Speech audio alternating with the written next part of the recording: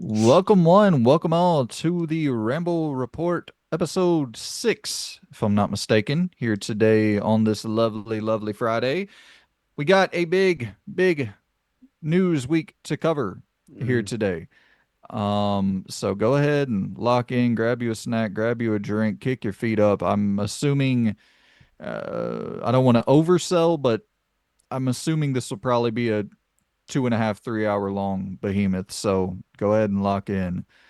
And it's one of those weeks, Loon, where like uh, I was going through and when I was jotting down my notes, I'm like just constantly taking note after note after note. And because I also last week there was something I don't remember what it was. I was watching it back because I actually like watching our stuff back. Um, I don't like watching solo stuff back, but I do like tuning into our conversations back because I don't know. I just actually think they're genuinely fun to listen to.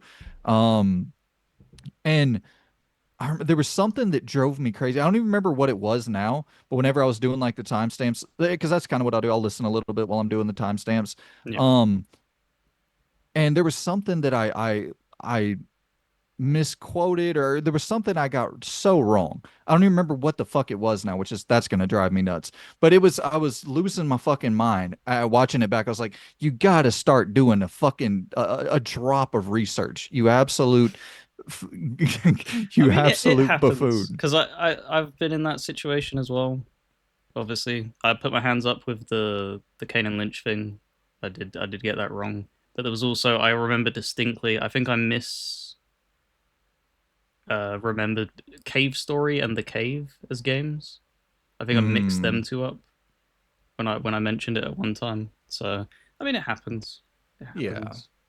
And it's kind of the thing too where a lot of these news stories they kind of break as we're recording and stuff like that and we try to throw those in there. So there's going to be things like that that we just but I did this time around I was like, okay, let's do a little bit more research, a little bit more due diligence to make this. And that's one of the really good things about having a little bit fewer pieces of content that are releasing each week is I felt like this week I was just really hammering home on research and doing as much as I possibly could for this specific show. And so I think it's like, yeah, it's a nice feeling to go into a week and being like, I'm just gonna try to make this one thing as good as humanly possible. You know what I mean? Opposed to spreading the energy around to a bunch of different avenues. And that's kind of I should say for the audience, we have so much content that's pending. Like we have so much pre-recorded content that we haven't released yet. Loon and I, before we started recording here today, we were talking about a video we did months ago, which was the top 100 Xbox 360 games. And it's a 4 hour plus long video. And Loon was like, oh damn, I forgot we even did that. And it's like, yeah, that's been months ago. And it still hasn't posted. Like we have probably 10 videos that we haven't posted yet. I don't know about 10, but over 5 videos that we haven't posted yet. So what I'm going to do next week is and that's the thing is like I don't want to post every single day because you end up getting diminishing returns there, but and I don't want to post especially when it's a 4 hour video accompanied by our ramble report, which is Mm. typically a little bit longer. I don't want to post you know what I'm saying? So it's trying to balance all of that. What I think I'm going to do for the 360 is I'm going to post that next week and it'll just be that video and the ramble report next week. So you have that to look forward to. Two behemoths hitting your content feed next week. Yep. I can't wait to see that pop up and be like, wow, I chose so wrong. My feeling has changed. Yeah, and that's one I completely I have no recollection about what we selected for. I have some assumptions I would guess of what we picked as our best 360 games, but I don't even fucking remember. So that's the joy of creating so much shit and throwing it out there is you forget everything. But Mm. I guess that's kind of a good thing in a way too. You forget that even there where I was like I'm so disappointed in myself for not remembering that fact and I can't even remember the fact that I didn't remember. So yeah, I guess It's it's already kind of a good gone. thing. Yeah. Balloon, how about we go ahead and get into this shit? Sounds No good. longer no longer to longer and longer, no longer delay the. All right, words not working today. Stellar Blade 2 is going to have a better story than the first game. And this is just such an honest response, man. I love this. The game director just straight up came out and was like, "Yeah, the story wasn't all that great in Stellar Blade." It's like, the cutscenes were too expensive, so we just had to cut a lot of that shit. And he goes on to say, what is it? Stellar Blade 2, they'll have some extra funds because of the success of Stellar Blade. And you're seeing Stellar Blade on Yeah. PC just absolutely blowing up. Hmm. So they're making some good cash over there at Shift Up. And he's like, yeah, we're gonna have a better story in the second game. But just being able to straight up come out and admit that there's a part of your game that's a weakness. Every game, every piece of art, every time I create a video, every no matter what it Yep. is, there's something that you can improve. The audio's not good enough, the cutscenes aren't good enough, there's a little bit of a delay on the parry. That's also something you can look into, Stellar Blade. But anywho, it's I really respect this level of awareness, and you have to be able to critique yourself or you're never going to get better. And so Stellar Blade was a fucking awesome video game. The story was not awesome. The combat was great. The enemy design for the bosses were awesome. The world was cool as shit. But yeah, it needs to have a better story. And for them to focus on that, and especially we have a Switch 2 port that's in development Yeah. supposedly. So they're going to have some real cash coming in. And yeah, I really respect this. It's not a big story. I just wanted to shout it out to kind of get rolling into the news today. Yeah, and I think a lot of people as well, you know, you see that's the whole point of a sequel, you know, all the way back. It was meant to be built off of the foundations and just make it better. A lot of times sequels usually change uproot so much that then they create a vast majority of new problems and then dwarf the old problems and stuff like that. So I think as long as they stay within, because they've garnered a very, strong cult following with PlayStation, and then you've seen it obviously release on PC, and it was, I don't know the sales figures itself, but you saw floating around Twitter, you know, selling like hotcakes, like a big, big, big puffing of chests, and they had every right to do that. And yeah, if that makes its way to Switch 2, it will probably sell a ton as well. 200,000 Yep, concurrent players on PC. I all there mean, that's for that story. Am I right? yeah, I assume the modding scene had a lot of weight that they were carrying there, but it's regardless of whatever it was, it sold. Like Yep, those are sales. yep, You know what I mean? There's no if, ands, or buts. They were buying that game full price on Steam. So, I mean, if you had a peak of 200,000, that means you sold north of a million probably on PC. So that's just shout out to Shift Up. They deserve all the success in the world. That combat was incredible, and I'm hoping the story will be incredible in their next game. absolutely. But how about we head over to Kojima Land because Death Stranding was too fun. So Kojima did what Kojima does, and he fixed it. He said, "No, it's too fun. We got to fix this." And it says here there was a key moment where we had a discussion probably halfway through when we were doing the game where he came to me and said, "We have a problem." And this is Wood Kid, the real name Yoann Lemoyne. And let's see. He was doing the music for Death Stranding 2, and he's kind of giving his insight into the creative Kojima process. He said, I'm going to be very honest. This is what Woodkid is saying that Kojima said.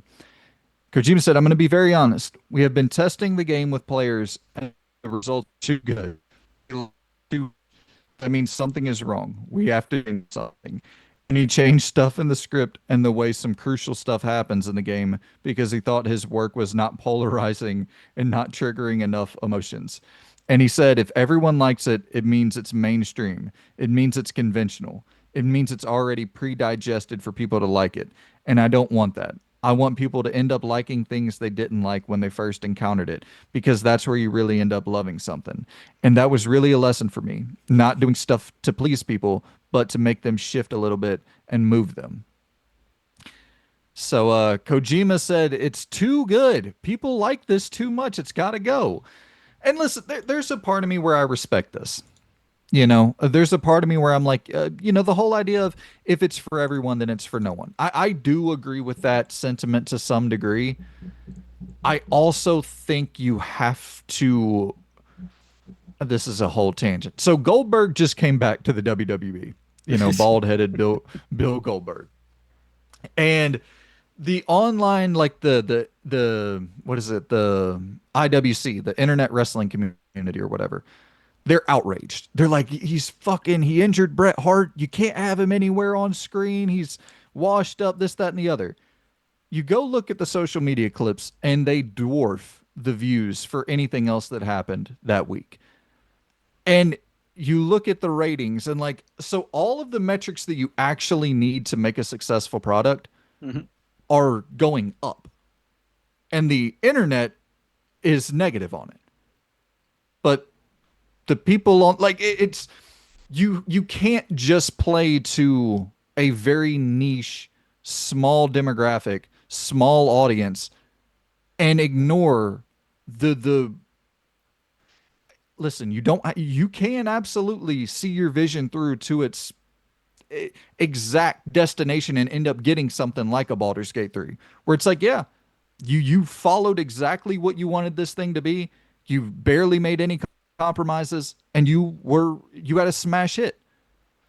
But you could also have an Elden Ring, where it's like, yeah, we free it up a little bit, we open it up, we give more options, and then we have our biggest game of all time. And so what I'm saying is Kojima needs to embrace his Bill Goldberg. And no, I don't know. I respect it. I respect it, because there is like, if you don't sign Goldberg, you might actually have a better show, but it just might not appeal to as many people, and that's fine too. If Sony's okay with funding that. Yeah, that's the big thing, isn't it? It's he's an author, and this is a very author kind of take on it of because there were people running with it and saying basically it was too fun, so therefore they needed to make it less fun. Is the big hookable title that people are running with? Which when you look at it at base value, it probably is the case, And I don't. It didn't do the numbers it probably should have done with a Kojima name that first game like a breakaway title. Because how much you look at how much hunger was there for PT, right? And if he would have gone through and made that game instead, I reckon that would have done so many more higher numbers than Death Stranding. And then you obviously got it kind of had that hype period when it came out as like, oh, this is weird, this is different, and this is new, kind of strange. But a lot of people didn't end up finishing it because they got to that point where you'd break into like the 10-hour cycle of that game, and you're like, it's just going to be more of this. I can't stand by this, and that's what a lot of people did. They dipped out. So that's you got to think of all them people that felt that way. Hearing that quote from him, what's that going to Not inspire? Are selling. they? Is it going to be the thing where you are just going to pick it up and play another 10 hours of it and then get into that same scenario, or is it the fact that we're in a year now where it's so competitive, they will just skip your title because there's just not enough money to go around? Because if you're turning around and saying I'm going to make my experience much more deliberately miserable and slow it down and bog it down, then there's going to be people who I just want to play a fun game. Because this kind of ties back as well. I don't know if you remember when they showed the pre-release footage stuff of Metal Gear Solid 5 for the first time, and when Konami was showing it to people, they had to fast forward the majority front section of that game because they just needed to get to the good part. So there was a lot of people that walked away from that and they were like, well, if you're having to fast forward the first 40 to 50 minutes, you as the player can't do that. What does that say about the product? Kind of thing. And it's that type of thing where it's like, for me, I don't mind sitting through it. but that means that you're cutting down your player base as to who's going to sit there and buy that product. So if he's happy with that, and like you said, as long as Sony's happy with that, more importantly than anything, because they're funding it, right? For the most part, Yeah, they're kicking a lot of funding. If they're happy with smaller sales, which I don't think they probably are, they're just trying to appease him more than anything. You don't want to annoy him because he has such a big name. they want Fizzant. And it's, yeah, it's just very bizarre to have that. I like you said, I get what you're saying, what he's saying. I mean, because there's certain things where you listen to a song, for instance, for the first time, you're like, ah, that wasn't all that good. You listen to it again, and you're like, okay, I kind of get it. But you listen to it again, and you're like, okay, I do like it. Maybe he's looking at it like that, but the difference is that a song never really lasts longer than 5 minutes, and Exactly. his Death Stranding is 30, 40, however many hours. You hear Like about this one? They're saying it's 75 hours to finish exactly, it. and it's just like if you're, I don't know. I'm very, very, very interested in when this game comes out to see how it's received. And what I mean by that, I don't care about that intro, like how it's because that's hype. It's when if you're when you're in that 10 hour mark and beyond, how are you feeling about the game then? That's what I want to know. It's So I have this pre-ordered right now, and before anybody comes at me, I pre-order fucking everything. I forget to I have such horrible memory that I have to pre-order shit or I just forget what I want to play when it comes out. And I go to GameStop all the time and just it's just an easy way for me to throw $5 down on something to remember that, oh yeah, hey, that thing's coming out. And then I'll go in there. I'm cool with all my people at GameStop. If it's something I end up not wanting to play, they're like, yeah, just throw the money on something else. It's I get I'm not saying I recommend people pre-order games, but don't come after me. My brain isn't sharp enough to keep up with all the shit I want to play. So I have Death Stranding 2 pre-ordered, but like I think I'm going to swap that money over to something else. When I heard it was 75 hours, like that is really off-putting, you know? And maybe it ends up being that it's not 75, it's 30. It's 30 hours. People were overblowing that a little bit. It was misreported. But I don't know. I'm hearing that the previews that people did were 30 hours and they're nowhere near finishing it. So it's like that's just these type of games, in my opinion, 20 hours, 25 hours, that's fine. That's more than enough, you know. But hey, it's some people might want 75 hours of this. I'm not the audience for this. I just hope Fizzant is good. I hope OD is good. I hope Fizzant's good. That's really the areas of his that I'm the most my curiosity is peaked over there, not so much with Death Stranding 2 at all. But it's out very soon. What's your kind of take on it, Metacritic score wise? Like you thinking because the first one was low 80s, you thinking somewhere in that range, lower, higher? It's probably going to be ever so slightly higher, I think, Hmm. because there's going to be a little bit more going on in the game, but it's still going to be that Yep. thing where they're going to hit them brick walls. And don't get me wrong, I also want to just make sure that I don't hate the first game either myself. I do like it, but what I've learned over the time of playing it is that I regard it in the same way I regard Valhalla, where I reach a certain point, like I'm enjoying it, I enjoy both them games, but there's just too much. It's too slow or it's too much, and it's just the type of thing where I will finish Death Stranding one, but it's going to be in little short bursts of I'll play it for 5 hours, I'll put it down for 6 months, and then I'll pick it up again because I can't stick by it for the entirety of the length of the game. It's just way too draining as an experience. But it's a good experience. But that's the thing. Like there's tons of people that want that because there were people who really resonated with it, and hopefully Hmm. that they resonate with Death Stranding too. But yeah, it's not. Is it next month? The month after? Next week. Is it next week? Next week. I was expecting I'd have to wait a few months. Okay, that makes it more interesting. Okay, I'll be keeping my Mm, eyes peeled on people's reviews and stuff. yeah, next fucking week, man. I'm thinking around like an 87. If I had to throw out a random number, I'm thinking somewhere around an 87. I think the first one cracked like an 82, 83. I could see it being 4 or 5 points higher than that. I'll go More combat, 84. more, yeah, yeah. I I hope it's good. And if it ends up, listen, I'm like I said, if people are saying, "Hey, dude, this is not any kind of fucking what you're expecting. This is a totally different experience," then yeah, I'm interested. But from what I'm hearing, it's more Death Stranding, just better. So I think I'm good on more Death Stranding, just better.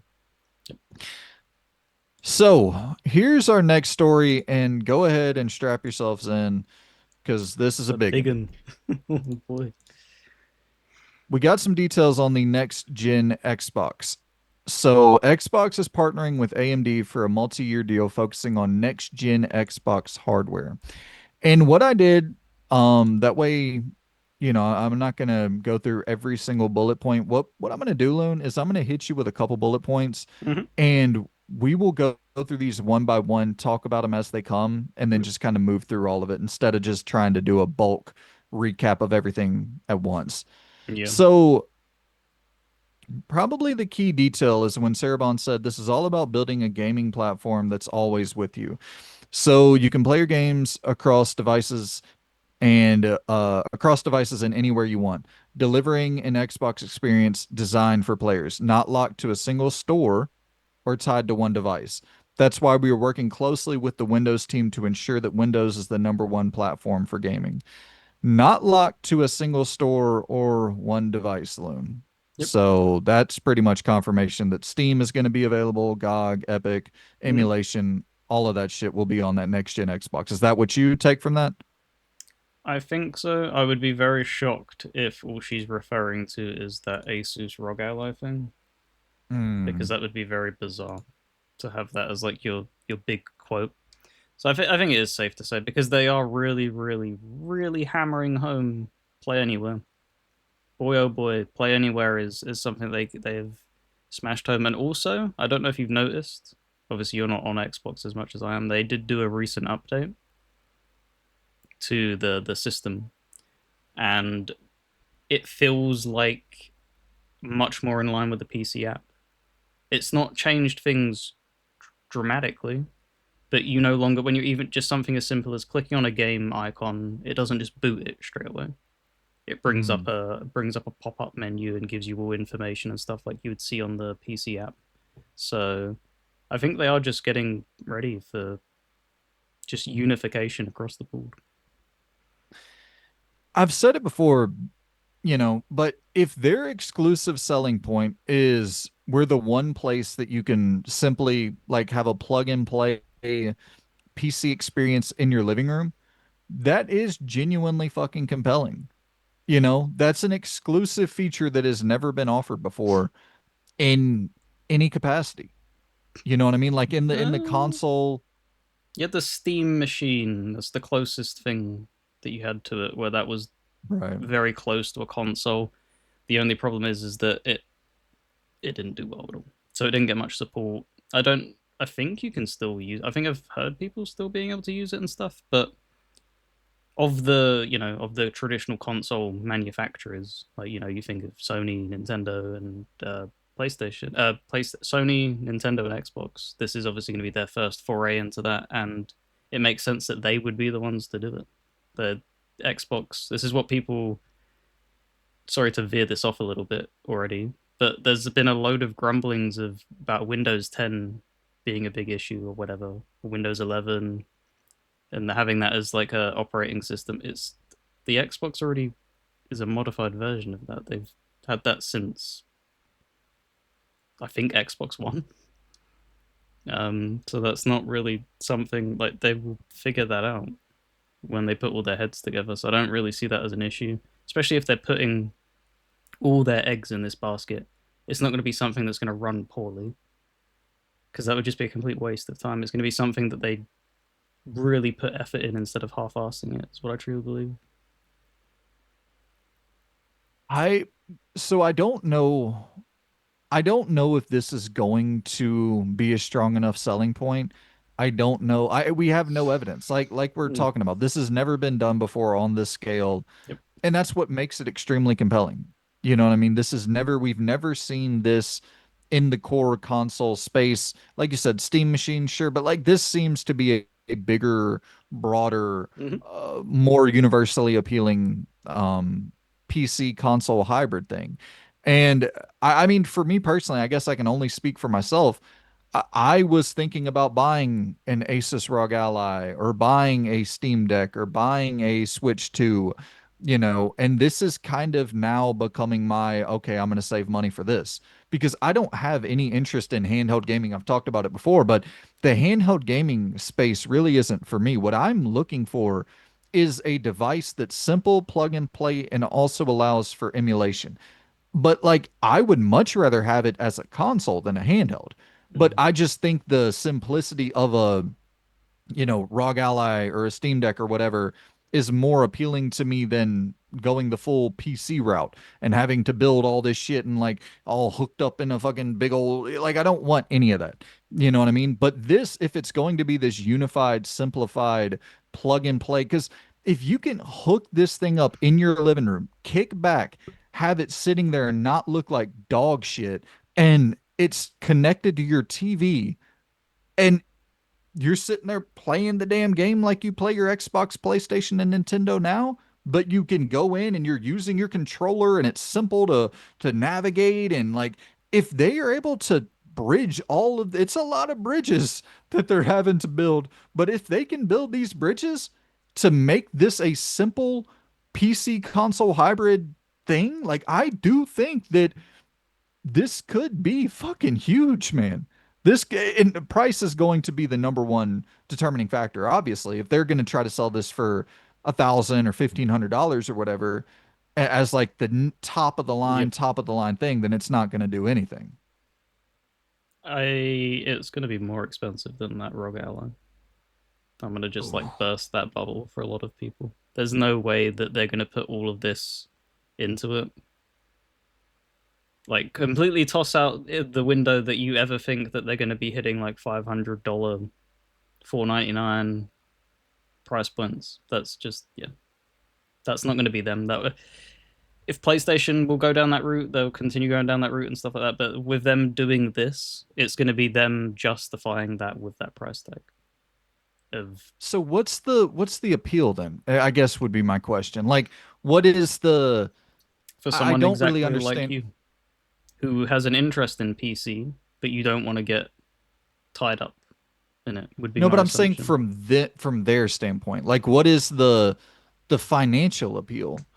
Because if you're only selling it to, a few 100,000 people, then like what is you're just trying to profit off hardware? Nobody fucking profits off hardware. Like not to the degree where it's a meaningful investment. You would think the entire profit business would be in them selling the hardware so that they can then sell the software for 100% of the cut, getting people into either a Game Pass or getting people into the Xbox store. And then that's the thing too. If it's offering up Steam and GOG and Epic and all this, and people just go over there and buy their games, it's. Listen. I will say I don't necessarily understand this from a business standpoint yet. I'm very confused about that. I think the only because when I've been thinking about it, it's the type of thing of like I have a card that I use, for instance, to purchase stuff with, and they don't charge you more money. It's still the flat purchase. So how do they make money? Well, they're skimming a little bit off of that purchase, aren't they? They're whatever the percentage is, however minute or whatever. That would be my only guess, is that they're going to turn around and go, we're giving a new storefront. We want, say, Epic on, and even if they just get a 2% kickback, something small, just scrape, scrape, scrape, and just try and do that. Then, you're offering that. But then, yeah, that's not a hell of a lot of money. They just need to make their store much more appealing, which is what I think they're trying to do. They are overhauling stuff and trying to do that. And then you have the emulation announcement, right? That they're trying to work out with their store. I think yeah, I saw Jess Corden came back and said that there's nothing in the works for that yet. No, but they're Um, spitballing it, and I would assume that that's going to be something that they will go down because it's the type of thing of they are going to want to up Game Pass as a price. the only way you can really keep doing that is by giving something again in return for that. So that would be my next guess, is that that next big price increase will probably alongside that. They may up it a tiny amount in between then, but the next big jump I would assume is when they have that shit figured out, and then they will probably look to tie it into the service. If I was them, I know it kind of sucks to say that, but they need to make money. They need to make that service more and more appealing, so you need to add more and more features. It's as simple as that. Yeah. It's uh, I could maybe see a scenario where it's like, okay, we're getting 5% of every sale on Steam, of every sale on Epic, GOG, and then it's like, okay, well, now you're talking about a 15% cut of all totaled up. So it is more like smaller bits of revenue coming in from multiple different avenues. Like if they are getting a cut of everywhere, maybe they can get a higher cut of Epic. And that's the thing that's an interesting idea right there is like Epic is having such trouble getting to the prominence and getting to that mainstream place that they want to be on PC storefronts. Do they have some sort of collaboration with Microsoft where it's like, okay, Microsoft, you can get a 15% cut I from was, about, Epic I was about to say they could because, leverage, we take less of a cut out of your microtransactions for Fortnite. Even just offering, say, a 1% increase flat, you think of how much money that would add up just to make that appealing to be like, can we have a cut of your game storefront? You scratch my back, I scratch yours. and I don't even know if they would necessarily need to scratch Epic's back much at all because it's like Epic really is wanting to make their storefront much more appealing. And this could be because if this, let's just say hypothetical crazy scenario, and we know this is likely not going to happen. Let's say that this is $700 and they are going to take a loss, a massive loss on it to get it into as many households as humanly possible and maybe even cut it to 600 just to I mean, I know you're taking a huge loss on it, but like, let's say PS6 comes out and it's 600, and you're like, if Microsoft wants to really push this PC console hybrid thing and wants to get it to as many players as humanly possible, you're not doing that at $1,500. Like you're just not going to do that. And because people always say the thing of, well, Steam had 200 million active players last month and the PC it's growing to yes, PC the market is growing. Do you know how many players are playing on a fucking potato? Like when people say PC is growing to this 10th degree, it's true. But that doesn't mean your 4090s and your fucking like it's not the that doesn't mean the highest powered, Yep. beast PCs are dominating the market. That's not the main percentage of the market. And that's why a lot of developers you'll hear them say, yeah, Series S is a little bit complicated to develop for, but we're already having to do SKUs like that because the majority of the PC audience is playing on something similar to a Series S. So it's like that's why those ports are tolerable. Um yeah, so I hope that they try to make this a mainstream device because it's never that's the thing too, Loon, is it's never been done before in really any capacity.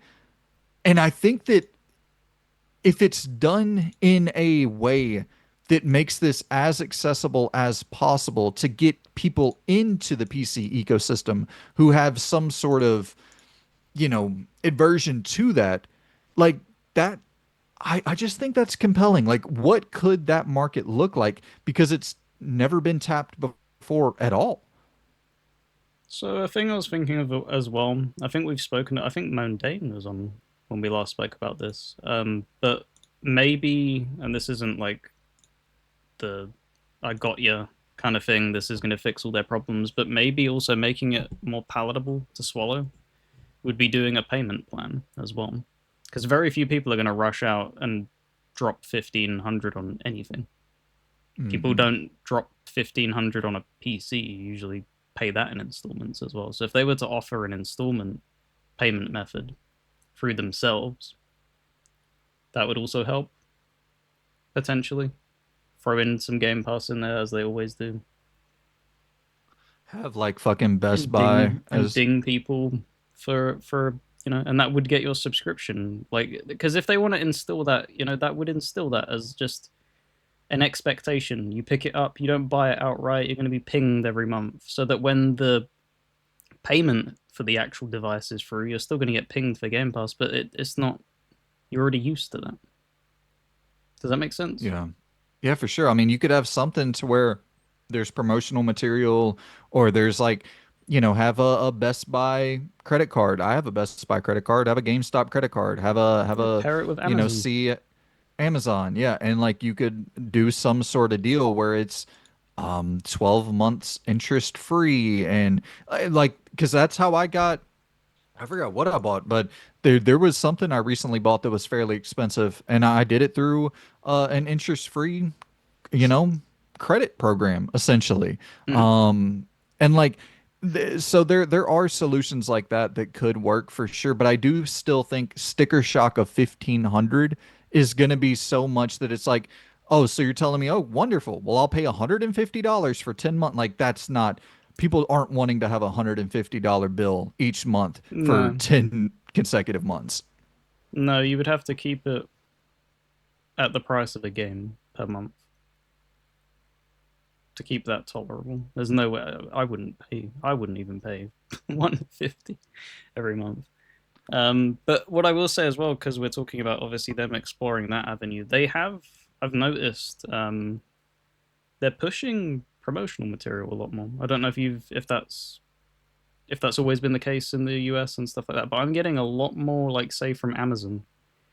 I think I got one yesterday, and it was the power of Game Pass. And obviously, I purchase stuff from Xbox and stuff, but I've never got promotional material through something like that. And it's Amazon pushing it, and it says buy Game Pass now, blah blah blah, and it shows all the Indiana Jones, all these things, and then it gives the thing. And like that's something that I feel like they also haven't done enough of. They didn't market it really all that much. They kind of just benefited off of word of mouth for a lot of it, especially over here in the UK and stuff. Like they really need to push it because when you see like um what was it like even just the Last of Us TV show that was plastered everywhere, everywhere being advertised and stuff like that. And it took them a decently long time to kind of try and do that with Fallout. They didn't really give that a big build up like the Last of Us got with its promotional stuff. It's just they don't seem to care about marketing their product. And I think that's been a big thorn in their side. And they need to get used to push yourself, get yourself out there. Like you're losing if we're being blunt. You need to start making some serious like announcements and make them loud. So Yeah. And I mean, you say they're losing, and of course they are in the console space, but they are such a prolific publisher at this point that they're making so much fucking money yeah, that I do kind of look at this and I'm like, maybe that's the avenue. Maybe it is the avenue of we release a very expensive piece of hardware that third parties do a lot of the heavy lifting on, and we don't take a loss on it, but we keep it in the market for just our hardcore 20 million players or whatever, and it's sustainable in that capacity. And maybe they're not looking to grow beyond that. I would be surprised that Microsoft isn't looking to grow beyond that. I think Microsoft is only in the business of anything to be number one of whatever the fuck they're doing. And I think that's why they buy ABK. But once again, they would be number one in gaming overall, just maybe not in the console space. So maybe that's their way of looking at it. But let's hit on this next bit real quick because she said, I'm thrilled to share we've established a strategic multi-year partnership with AMD to co-engineer silicon across a portfolio of devices, including our next generation Xbox consoles in your living room and in your hands. mm-hmm. So that sounds like there's still plans for their own Xbox handheld in the future. Unless she's suggesting that in your hands means the upcoming Xbox ROG Ally thing, which but that's not I don't believe that was developed with AMD, was it? The ROG Ally? Asus. I'm not sure if they're the same. If I'm being 100% honest, there's so many A names in the hardware space. I'll look it up real quick. But yeah, I don't think AMD had anything to do with the ROG Ally, if I'm not mistaken. But that's, I believe that would be their processor and their graphics, right? Yeah. I'm not sure what the what do you call it, Series X has inside of it. It might have one of them already. They've already partnered and they're just announcing an extension of that partnership. Yeah, because PlayStation is partnered with AMD. I think Xbox already is as well. Um, okay, yeah, here we go.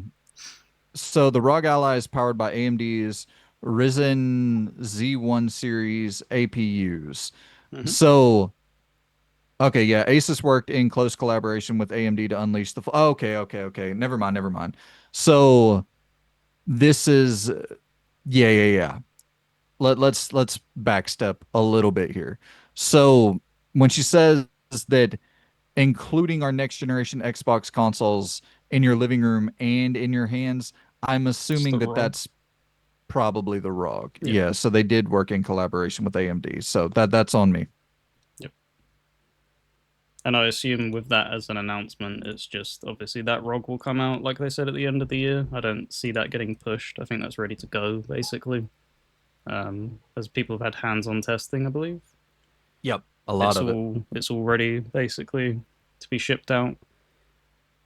And that partnership will just be benefiting off of that, and then maybe another model down the line if this one does really well. Which I think this is the thing. Like, it's so difficult to gauge people's opinions nowadays because there's so extreme one way or the other.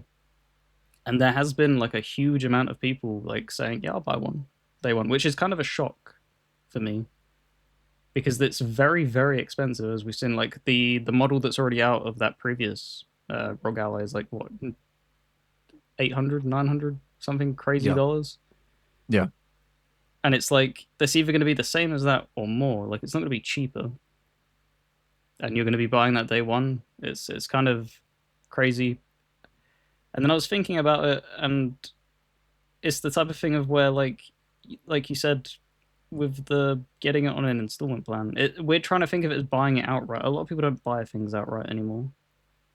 Like very rarely we buy something outright. So if you're just going to be dinged a small amount each month and you're just going to be playing it, like it's a lot easier to swallow because you're not thinking about that upfront cost. Maybe if they can stretch to like 24 months, but if it's like once again, if it's 1500 for 12 months, I mean, you're talking about No, I was talking about the ROG. that's a lot. I was talking about the ROG this time, not the console Oh, itself. The got you, ROG got you, got you, itself got you, of got you. picking that up at the Got end of you. the year. Um, because that would be a little bit over 90, I believe, maybe a Yeah. little bit less each month, which isn't the worst. Like payback payment plan thing, and like you said, if you can get it for 12 months, it'll be even cheaper. And what I'm envisioning as well for this, which I haven't seen really people pick apart as much, I think they're really, I think they're going to run into issues with this ROG a little bit because the way that they're saying that they're taking over like the full operating system process thing of it, like right, this is Hmm. I think is going to be basically the stage for a beta test for that next console because it's going to be running off the same thing. So they're going to whatever issues they run into here is they're going to be using that to iron them out so that when they get to that big release and stuff like that, that's going to be a lot more expensive. Like you cannot drop the ball at all with that release. This cannot be an Xbox One where you balls it up, face plant, and then claw your way a little bit back down the line. It needs to hit the ground running and be in the best state possible.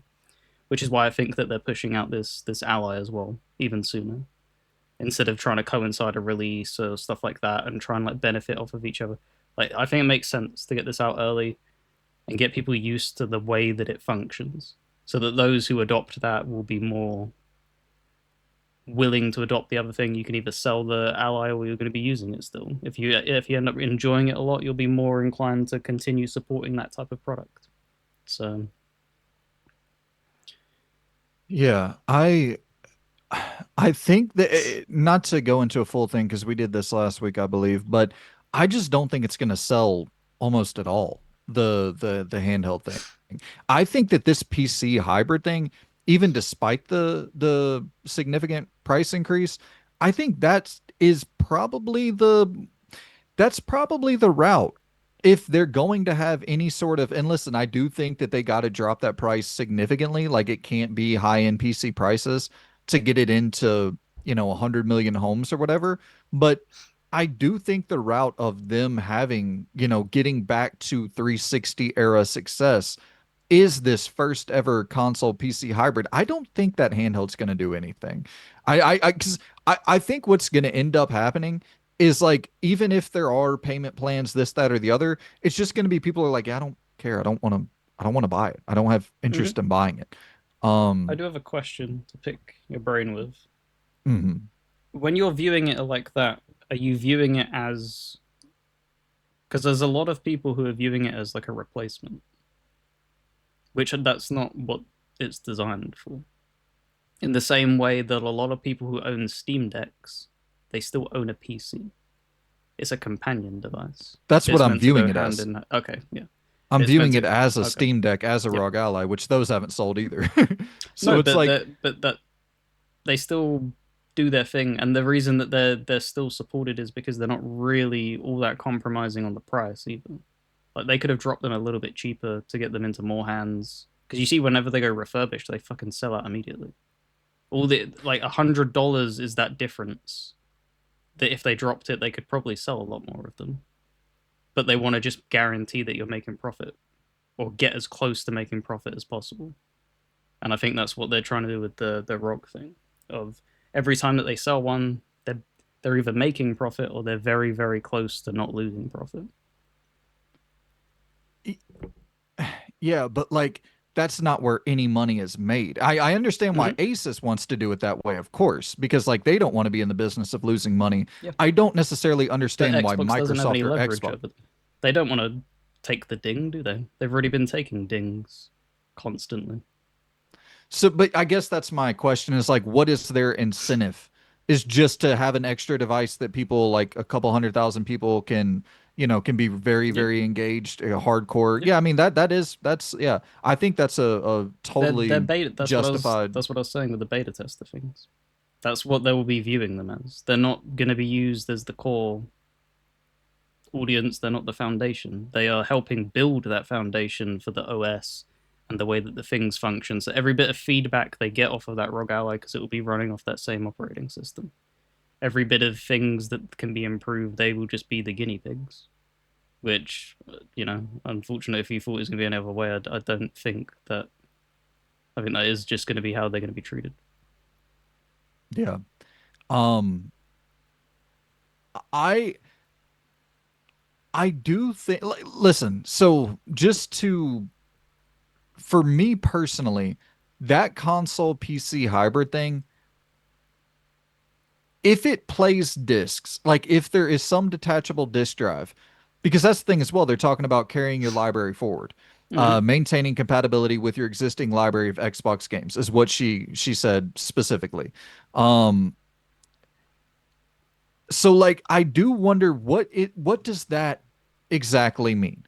You know what I mean? Because you own probably I don't want to, pocket watch, but I assume you own thousands of dollars worth of physical Xbox video games. Yep. And that would so preserving your library, bringing your library forward would also that would have to be physical. Your library, you have thousands and thousands of dollars invested in that. Mm-hmm. And then it could just be an um authenticator. It could just be something where you have a detachable disk drive, you put the disk in, it reads the disk, and then, you know, get you pretty much a digital version of the game through reading the disk just to verify ownership.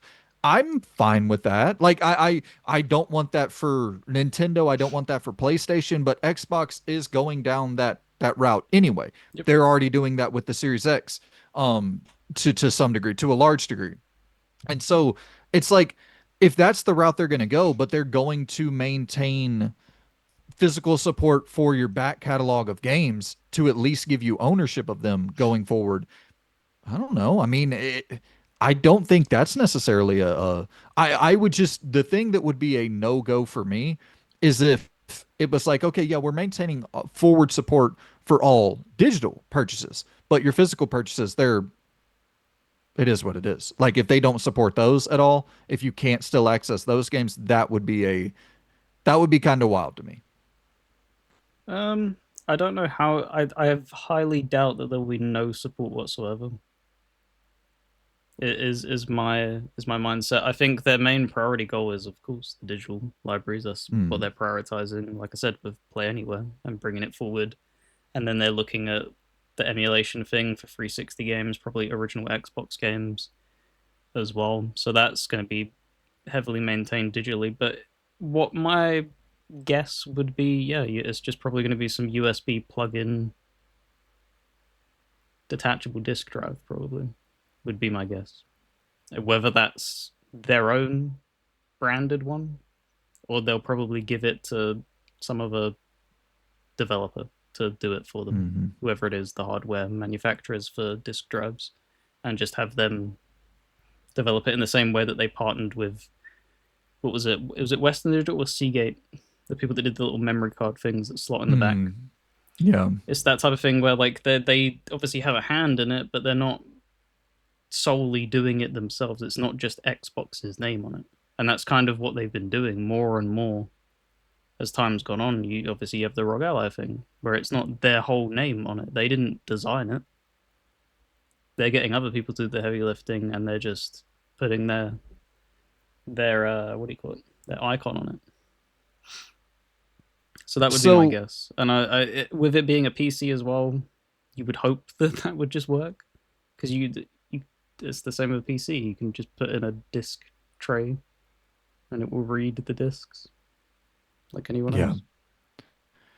we so we're assuming probably 2027, 2028 for this thing. I would assume, just based on the typical Um, life cycle of a console generation. But hmm, I'll hit you with this alone. Gear 6 or fucking E-Day, yep. Fable, Hmm. potential potentially a Halo remake remaster, Call of Duty, GTA 6. That's a pretty compelling 2026 to launch a new console inside of. I don't think it's gonna happen, but holy fuck, could you imagine if the highest powered console on the market releases in 2026 and is running GTA 6 at 60 frames and you know, I mean obviously that Rockstar would already have to have dev kits and shit like that, but I'm sure that they're developing that PC port and it would essentially just be a PC port, Oh, that would be hilarious, wouldn't it? Thinking right? about that, because they're not. It's not getting a PC version release, so they turn around and go, "Well, Xbox, you're a PC now, so you get bundled in that." That would be that would be devastating for Yeah, and it for still that wouldn't be on Steam, device. and Yep. yeah, and that'd be that if you really Holy think it shit! like No, but if that was on that thing, that would give the PC crowd a reason to buy it, because then they would exactly, be able to buy it, and then if that was it would Play it Anywhere, they can rip it. Oh my days.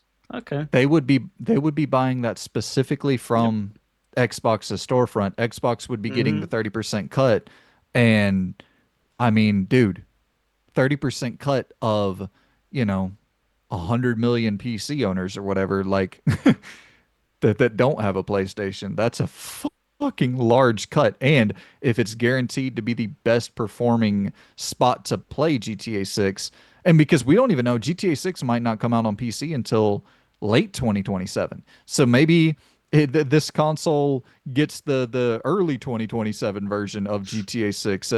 I mean, we're crazy talking Yeah. hypotheticals here, but that is compelling. Being the only spot on PC to play Grand Theft Auto 6, you have to buy it through the Xbox storefront Yeah. on PC. Like, yeah, Yeah. That would be crazy. That's what Halo, they do need Gears. to do that though. Not that they obviously they should be doing that. That would make them shitloads of money. But they need to quickly merge these stores and get it universal as soon as possible. Because I think we've spoken about it before of where I've looked on the store. Not everything is Play Anywhere. There's a huge amount, don't get me wrong, that is Play Anywhere. There's a huge percentage that pulls over, but you look at pulling from PC to console, it just doesn't. Like the PC centric games are only on PC. So for instance, like you can buy Forspoken on Xbox. You can only buy it on the PC store. You can't buy it on the console. You can buy Disgaea on the PC store, but you can't buy it on console. Europa Universalis. Like there's tons of these games that are there. Even big games. Assassin's Creed Shadows isn't Yeah, Play Anywhere, I don't think. is it not? I don't think so. They have their own launcher on PC though, so that's probably why. But that does Rockstar? I think Rockstar has their own launcher, right? Unless they canned it, Mm, let's see. because I think they had their own launcher at one time. And that's the big thing, is to convincing them, and that's why it's kind of like I don't know if they're that pally pally with Epic and stuff like that. It can be all smiles and stuff, but it's to what benefits your own company at the end of the day. GTA 5 isn't Play Play Anywhere. Anywhere is not No, supported on GTA 5. I'm gonna do Red Dead 2. I would assume not as I well, would right? assume not. If GTA 5 isn't, We'll just see if, maybe the later game got, but I would think no, Red Dead isn't either. I mean, a lot of big games aren't. You know what I mean? I'm gonna check Assassin's Creed Shadows it's as usually the well. ones that have PC separated releases. Obviously, Shadows isn't falling into that category, but that was the case with Rockstar of later things. That's why we were talking about, it is purely hypothetical because they haven't done it before. So you would have to really, I don't know what, like throw them money to convince them to do that. Throw them money for you to gain and make money. Hopefully, would be that. But yeah, no idea.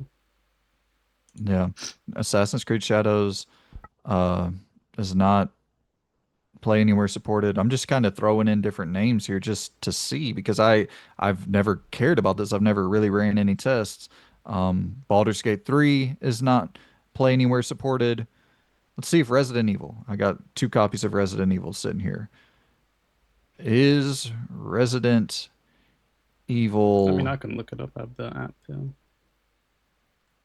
Which one? Resident Evil 2? any of them? Yeah.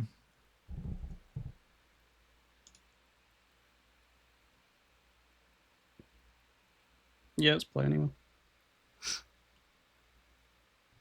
Okay. So it's saying here that Resident Evil 4 remake is not supported by Xbox Play Anywhere. Um, but Resident Evil 2 is. It's So not even on the store. weird. Yeah, so listen, it's a thing that I think that that type of stuff is worth discussing a little bit more Mm-hmm. because I know that people get this, they hear the flashy announcement and it's the glitz and the glamour and it's like, oh man, our full library. It's like, dude, we just went through a lot of games and like this is just, you know, going through off the top of the dome running through games like that's not great that we ran through that many games that quickly that are not Play Anywhere supported. Those are big games, Resident Evil to a lesser extent, but like Shadows and fucking RDR2, GTA 5, like those are really big games that aren't getting Play Anywhere support. So um that's kind of another reason why that handheld, I just, yeah, I struggle to see that handheld being It a, is a still major. over 1,000 games though. 1,100 games that I've played anywhere, which is a huge amount. It's a lot, but if it's not, But if that's it's what I not the mean. They games, still have work to do, which I think is what they're going to be doing this next year when they put that ROG Ally out. I think you'll probably see a bunch of titles get updated with that as a support. Would be my guess. It would be very stupid of them to leave titles like you said, like RE4 behind and stuff like that. Because if you purchase that digitally and you go and you pick up one of them handhelds, and you're like, oh, RE2, RE3. Where's my copy of RE4? Scratch his head. Like it just doesn't make sense. Yeah. Um, and I mean, Fortnite isn't Play Anywhere supported. I'm still going through like these are big fucking games that See, the thing people. is though with Fortnite, you don't need that to be play anywhere because your account is in the cloud. So you're pulling your account to whatever device you go to anyway. You don't lose your stuff with that. But Same would with you like be able Warzone and to? stuff like that. If that wasn't play anywhere, if that's listed, that's all tied to your Activision account, and the same with the Epic account. You use a lot of Rocket League as well if that's not play anywhere. That wouldn't Got you. impact you as much because you would just sign into the account again and it would just Got pull you. the data. But I get your point. It just would make it so much easier if it was just play anywhere because then you'd be able to just pull that title and stuff like that. NBA 2K not Play Anywhere supported. Like these are big fucking games, man.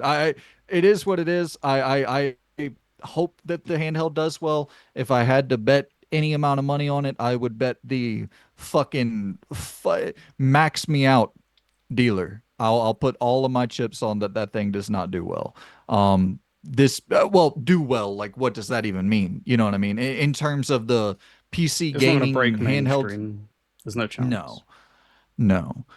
There's just too many, like just us even going through this right now and being like, well, what about this? And what about that? And there's all these hurdles that we're just in this quick span of like, no. Yeah, it's Well, to put it I into struggle. perspective as well was turning that screwdriver because it's like I know I come off as a fanboy at times, but no 360 game.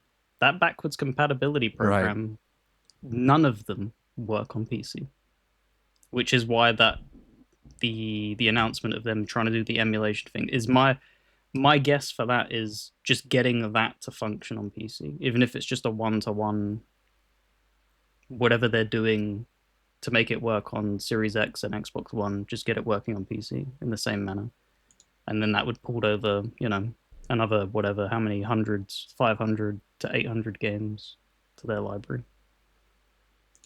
I will say the one thing that makes this really like just from an optical standpoint, I love optics. I think they're one of the most interesting aspects of like marketing console or a video game or whatever is the whole PlayStation situation where you will be able to play all of PlayStation's first party games on these devices, theoretically, unless they pull the support from Steam, which they're way too entrenched at this point. Like they're going to release Ghost of Yotei on Steam a year after the game comes out or a couple years, whatever. Like those games are going to Steam, I would imagine. I don't think PlayStation is comfortable enough with their own market to be like, yeah, we can only sell to our base and we don't have to sell to the PC audience. I think they like getting that PC money. It doesn't seem like it's a ton of work and it can turn a really healthy profit for certain games like a Spider-Man or whatever the case may be. So you will theoretically be able to play all of your PlayStation first party games on this Xbox handheld and definitely on the Xbox PC as Mm-hmm. well. I mean, That doesn't that's shock me like, as much as many other people because, and I don't think that they will pull it because why would they? Because their mindset is release it on their platform first for a year. Titles after a year sell much worse. Usually, very rarely do you get like a Witcher 3 thing where it gets a reinvigorated life and stuff like that, where you're going to be reaping. Like, they'll just be happy to get that extra cut. It's the same as the PC crowd. They will just bundle them in with that PC crowd. Whenever they're talking about profit margins, Xbox's name isn't going to come up in that. They won't shed light on that. They will just bundle them with the PC market because that's what it will be categorized under because they'll be purchasing it off of Steam. yeah. So, But it is kind of the thing where the big selling point for PlayStation for their console market has been, historically like, okay, well, hey, God of War is here, The Last of Us is here, Spider-Man is here, mhm. Uncharted is here, whatever the case may be. And now when you're seeing the first party woes, the first party mismanagement over at PlayStation, and then you accompany that with this console hybrid thing that Xbox is putting out, in 2027 or 2026, 2028, whatever it may be. And the proposition then becomes, okay, well, you can go and buy this PlayStation console, and Bend isn't going to be ready. Bluepoint isn't going to be ready. These teams, Insomniac got thrown to a live service game. They started to struggle. Naughty Dog got thrown to a live service game. They started to struggle. Mm-hmm. Um, and like there's so much mismanagement going on. Are you gonna have the games in time for a PlayStation 6 launch? It won't matter. And Because if we're talking about people being reluctant with there not being Play Anywhere titles moving over, if they're a PlayStation player, if they only own a PlayStation, none of their titles are going to be ported to PC.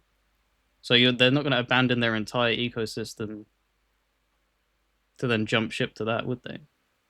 yeah, because their Xbox games are still going to be on PlayStation, right? So they're still getting the Xbox games over there. They're still getting the Hmm. PlayStation games that are over there. The only thing that they'll be missing out, which they've been missing out anyway, the same with PlayStation, is just certain PC releases.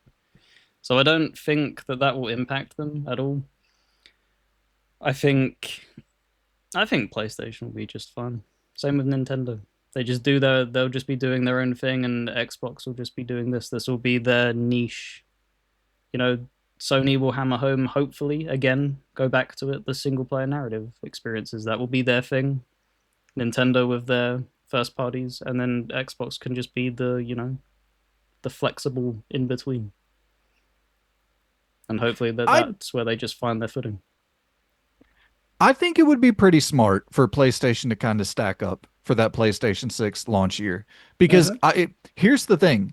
I agree with you in this hypothetical scenario that the most likely outcome is that PlayStation players stay on PlayStation because the Xbox games are going to be there, and then they'll get the exclusives for a year before it goes to PC or whatever. But I also think the exclusive proposition that Xbox is offering is something that's never been offered before, is this PC console hybrid that sits in your living room, and you have full open borders to go in and emulate shit and to access all these different storefronts. Like there's no way of telling what the market size is going to be for that. There's no way of telling like what the audience turnout is going to be for this thing to purchase this thing on day one. So your best bet is probably to have a pretty fucking stacked 2027 or 20, and that's the thing too. If they get ahead of PlayStation, if they launch this what do you think they should call Xbox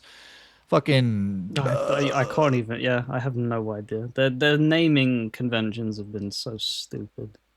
I what couldn't about like even. Windows X Windows or X could be it. Xbox well, let's just call Windows. it, yeah, Xbox W, Xbox W1, Oh their my first god. W. Series W. um Series W, that's kind of so let's say the Series W, it comes out in 2027, and then PlayStation 6 comes out in 2028. Like they that they could make some interesting moves right here. Now we could go on for hours and hours with this. It this is compelling to me. This is really fucking compelling to me. I haven't found anything that Xbox has been doing for a while to be compelling. They're making great video games, but in terms of the hardware space, like they definitely worry me with their commitments there. This seems like the one and only like really interesting move they could make. I mean, obviously going back to exclusives and shit like that, but they're not going down that route. So I think that this is actually like this could be something very fucking big. I mean, we'll see if they execute, and they waffle on execution at times. But man, sometimes they come out with some innovative ass shit and they execute on 11, and you get a Yeah. 360 generation out of them. Well, a lot of people.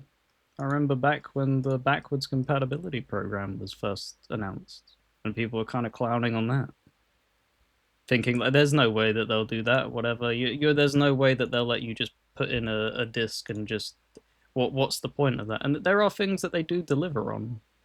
So there is a chance that they figure this out. And I think with them prioritizing it, because it's the type of thing, it would have worried me if they would have turned around and gone, "We're going to do a normal, like another normal console and this." They've Right. ditched that. This is the full focus. Like they're clearly committed to it. They clearly have a very strong vision of what they want to accomplish. And yeah, I'm And like I said, I'm interested in it. I'm interested in the Rogue Ally, and it'll be stuff where I'm going to be watching. I'm not going to be rushing out to get either of them until I've seen extensive coverage of it because they're just too expensive. If I was yeah, sitting there, because that would be very hypocritical of me to be like, man, the Switch 2 is way too expensive, but I'll go out and buy it. No, it's the same thing. Like, I'd have to see it. The Switch 2 didn't do anything for me because we were talking about, during the show, what would it need to convince? That didn't convince me to get one. I have no interest whatsoever. me either. And it's the same with the ROG Ally thing. If I look at it and that operating system and the way it functions and the way it's executing things, and I'm just like, oh god, no, then I'm not gonna buy one. Yeah.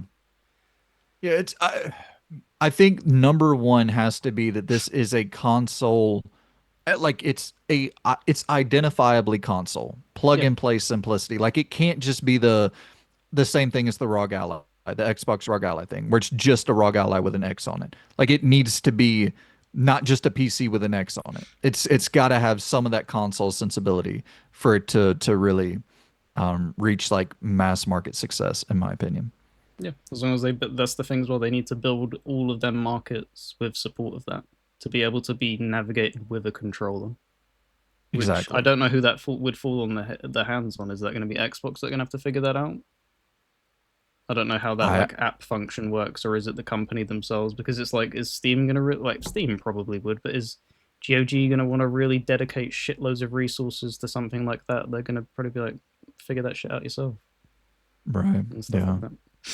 And I mean certain things like you can make that cursor situation work fine, like with a controller Mm-hmm. in certain situations.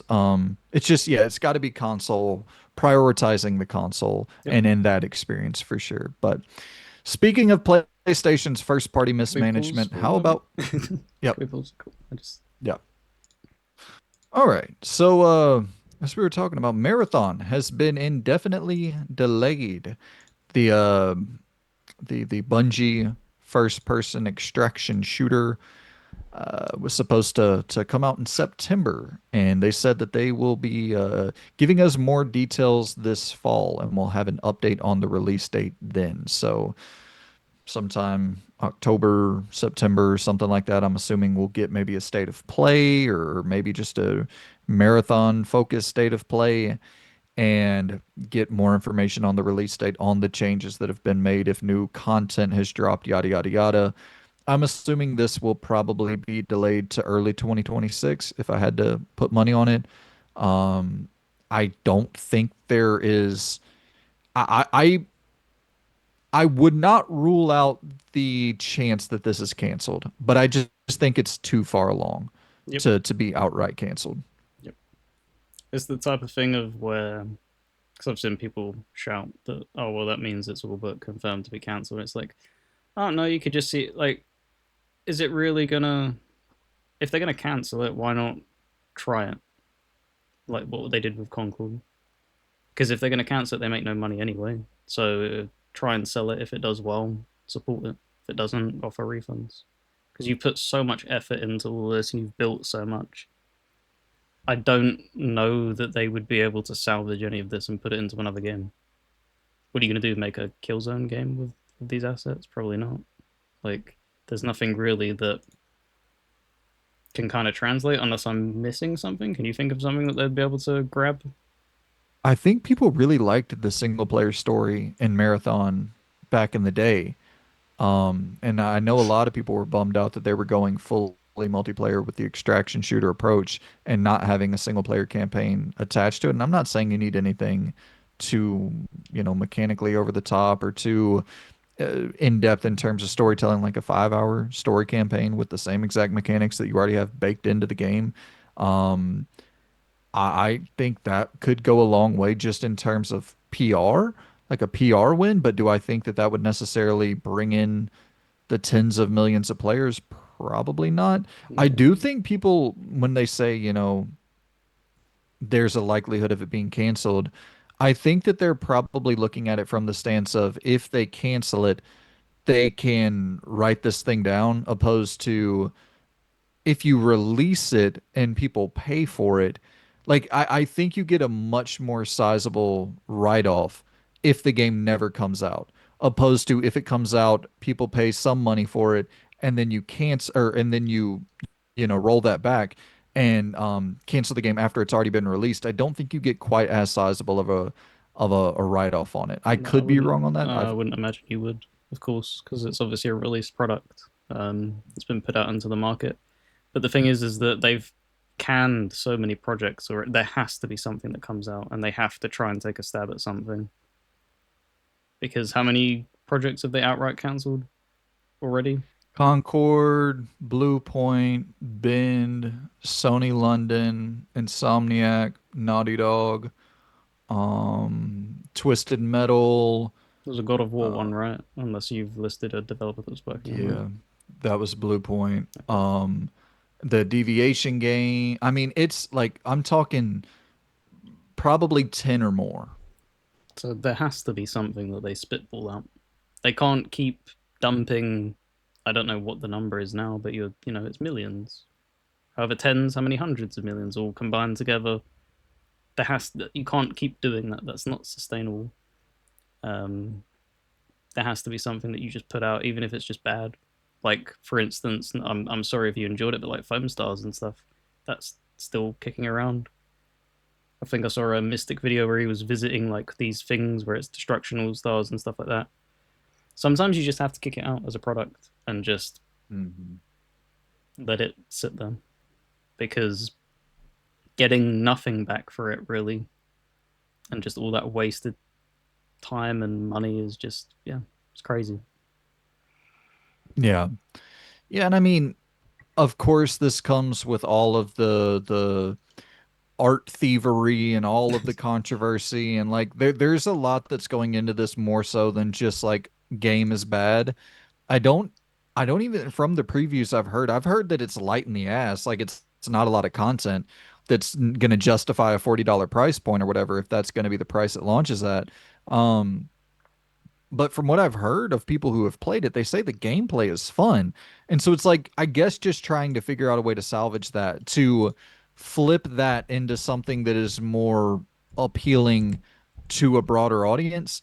Because the extraction shooter market, it's not like that's overflowing with people who are dying for an extraction shooter. Although there's not like, but maybe that's the reason that there's not necessarily a huge extraction shooter market. There's a couple big extraction shooter games, but it's not the battle royale. It's not the, so do you make it into a battle royale? I No, don't think that's the solution either. I I think you mean, probably do keep it as an extraction shooter, but throw a fucking slap a 5 hour single player campaign on it as well, just to appeal to maybe 5 million more players, whatever.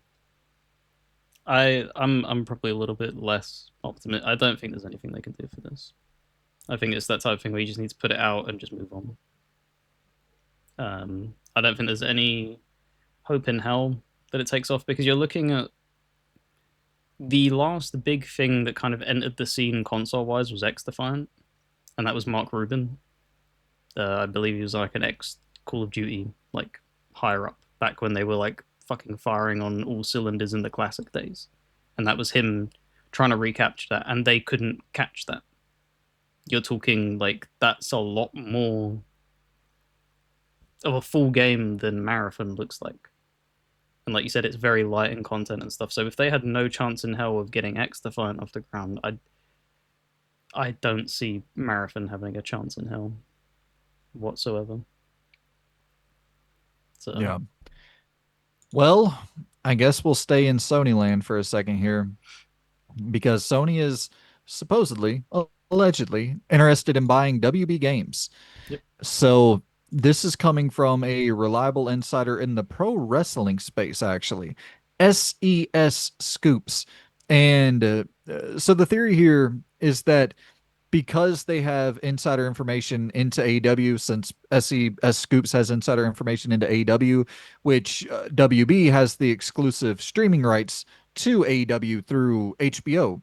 Um, People are speculating that's how this outlet SES Scoops got the I guess scoop, if you will, on Sony having interest in buying WB.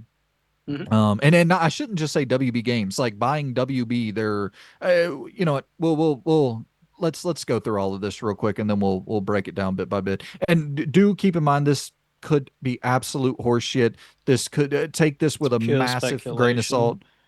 Yeah, but it's big enough that Yep. it's worth talking about since the insider has had a track record of getting stuff right in the past. Hmm. Seems to be somewhat reliable, so it's worth at least discussing this hypothetical horseshit. So this report comes just days after WB reorganized its studios into four branches, focusing on their four biggest, intellectual properties: Mortal Kombat, DC, Game of Thrones, and Harry Potter. And so once again, supposedly, Sony would only do the deal if they were buying the gaming and streaming division of WB and not the cable division. Supposedly, the cable division is losing Yeah. millions and millions and millions of dollars a year. Yep. So that recent move where WB split the gaming division into four sectors was also in conjunction with a move that separated the gaming sector from the cable division entirely. Hmm. So their website, WB's website, says the split, which is scheduled to be completed by mid 2026, would see all of the company's linear assets, such as TNT Sports, CNN, and Discovery, under the Global Networks wing, and streaming and studios company will consist of Warner Bros. Television, Warner Bros. Motion Pictures Group, DC Studios, HBO and HBO Max, as well as their legendary film and television libraries. And WB Games is obviously included in that group as well. So Sony would be buying the streaming and studios division specifically and entirely avoiding that television sector, and not having to have any involvement in the branch of WB that's losing them the most money. So that's the funny thing where we look at Suicide Squad Kill the Justice League as such a massive fucking flop, but that's not even in the realm of what's actually losing WB money. What's actually losing the money is that fucking TV wing. They are losing tons of money on their TV sector. The what is now under the dis global networks wing. Hmm. So yeah, that let me make sure I got that right.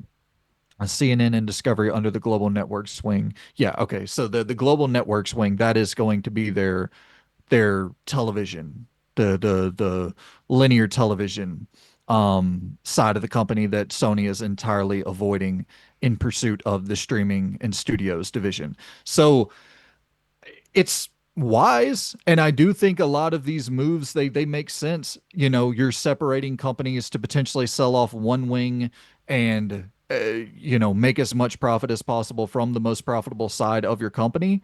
Yep. I do still think that there's some real red flags of even buying that division, which we could get into. It doesn't seem like DC is necessarily on a hot streak with the Joker bombing. And I mean, James Gunn did recently take over, and you see Superman is coming out soon, and that's probably going to make a lot of money. It seems like people are kind of split on that. But once again, is that the internet or is that the larger public? Yeah, I guess I that'll don't be the I don't know. We'll see when that comes out. I saw a lot of people being like, "Yeah, it's not my Superman." It's like, Jesus Christ, can we can we not? Um, WB is just very strange. Like you're talking, obviously Hogwarts Legacy came out. That was a massive, massive, massive success. We haven't had a Batman game in what feels like forever. Like that was, I think, a mid-gen Xbox One PS4 title, was it not? Like 2015. 15. Yep. That's 10 years. That's insanity. Um, Absolute insanity. You obviously had Suicide Squad, which came out, which was not received well at all. Multiverses came out. That wasn't a very good product. That cost them a lot of money. That Quidditch game didn't really do much, but I don't think they put all that much into that. So that wasn't probably as big as a hit. So it's not like they're firing all cylinders over there as well. It's just the type of thing of like I can see why Sony want to eye them up, but they're not in a good state themselves at the moment. So buying more struggling studios along with their own is kind of a worrying thing to think about. But you could have that thing where they could just turn it around. Maybe they that just clicks with them. They're able to work with these studios a lot more efficiently than they can with others. It it would be very interesting because that would mean that they probably lock down all their stuff exclusively, right? So you're talking like Yeah. Hogwarts Legacy 2 would be exclusive. Anything Batman would be exclusive. So Batman and Spider-Man as your yeah, console sellers. Like, I mean, when we're talking about trying to find a way to sell consoles, yeah. having Batman and Spider-Man, like that's a way to sell consoles, and then throw Hogwarts in there as well. Yeah. But then I'm thinking because we're still seeing them greenlight live service titles. Is this going to be them buying it and then they're going, oh yeah, now we're going to do a Hogwarts live service because Hogwarts Legacy did so well. So if we can make that into an online service driven game and capitalize on that, and oh, DC has a bunch of things. If we can make a superhero, like, can we maybe figure out what Suicide Squad couldn't and stuff like that? That would be my worry. I just if they were in the state that they were in, say like 2017, 2018, where they were really, really strong, I would probably be a little bit more like, yeah, man, that makes sense. Go for it, man. Like you can't lose. You've not missed really at all. Them in their current state, I think it's a little bit of a worry to buy studios that are struggling along with their own. But unless you can think of, obviously, the positive would be a ton of IP that they would gain and a ton of games potential. But yeah, that's my thought process on it. I actually think the games division would be fine. I don't really think that there would be a lot to worry about in the game space. Um, I, the question kind of becomes, could Sony afford the deal just overall? Um, because I've seen estimates suggest that it would cost somewhere around like 20-30 billion dollars for Sony to buy the gaming and streaming division of WB, streaming and studios, whatever they call it. Mm-hmm. And Sony currently has a net worth of over 100 billion. So, you know, 20%, 30% of their overall net worth. And I mean, of course they could get loans on it and shit like that. I think they probably could, you know, somewhat easily make this happen if just because I mean, they generated $7.7 billion in profit in 2024. So I mean, you're talking about yeah, they could definitely yeah, they could make this deal happen. Yeah, they could make And it happen, but whether or not it's a smart move at this current climate for them is a different thing. Is what I'm thinking. so I'm looking here. Overall, WB lost $11 billion in 24. Mm-hmm. So, and like we said, Kill the Justice League was a huge bomb. The Joker didn't do well, but really the major contributing factor was that linear television sector that they separated from. So, I don't this actually if they could get that for like 10 billion, 15 billion, like that actually would probably be a fucking great deal. I don't think they'd be able to do that, but I mean, No, when I think you're that'd be a little looking bit at a too company low. and If they can get it for that, that would be a still. But this is yeah, again, this is why they restructure it like this. When a yeah, company's struggling like this, it's why you saw Square Enix do what they did. And they separated their Western divisions, and that was the reason. The moment they needed to offload them, they were gone.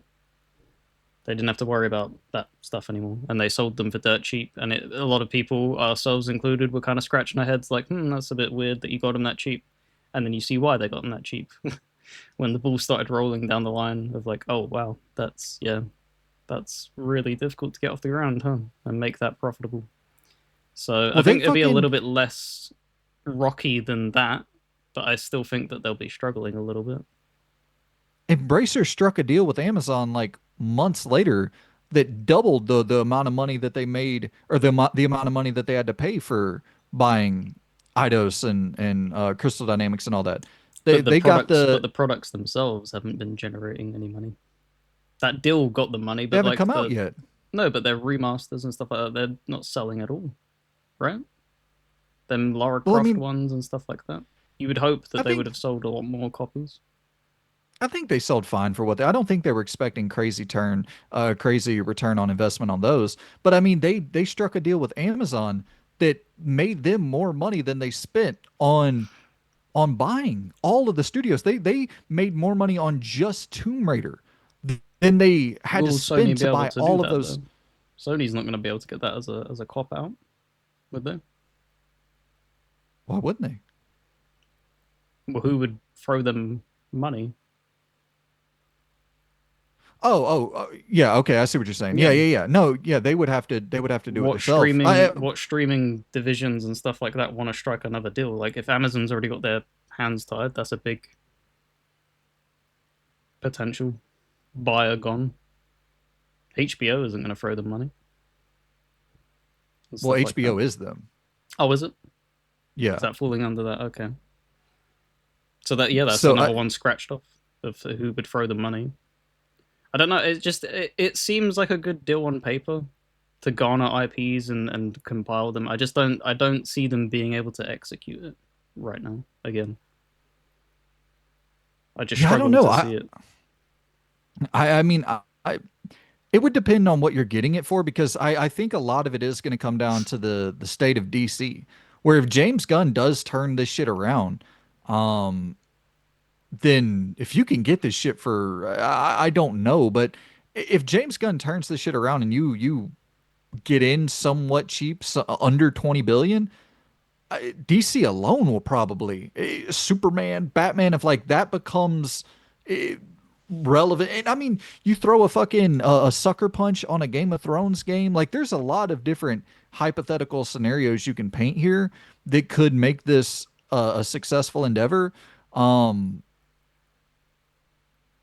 because I mean, But the thing I'm bringing up as well is that you would be able to buy them for that money, right? Just you're gonna have to fund projects. A lot of the projects we haven't seen a Batman game in however long. You've seen how long it's taken them to get Wolverine off the ground. We've still seen nothing on that. So you're talking, you're going to have to be paying back that because it's probably going to be a loan. They're not just going to put that in liquid cash, I would imagine. And your other stuff you're constantly cancelling. Yeah, they're making profit, but if they're adding more projects, that profit then shrinks. It starts to eat into that profit because they're then pumping money elsewhere. That's my thing. Like, if that's why I'm saying if it was in 2018, I'd be like, yeah, hell yeah, man. It would make so much more sense. But it's a thing of if you were in a stronger scenario, that would benefit them wildly. I can't get see, past the state that they're in. I don't think that this really has much to do with the gaming sector at all because once again, they're going to be buying fucking uh, DC and the like HBO, like they're going to be getting so much out of this.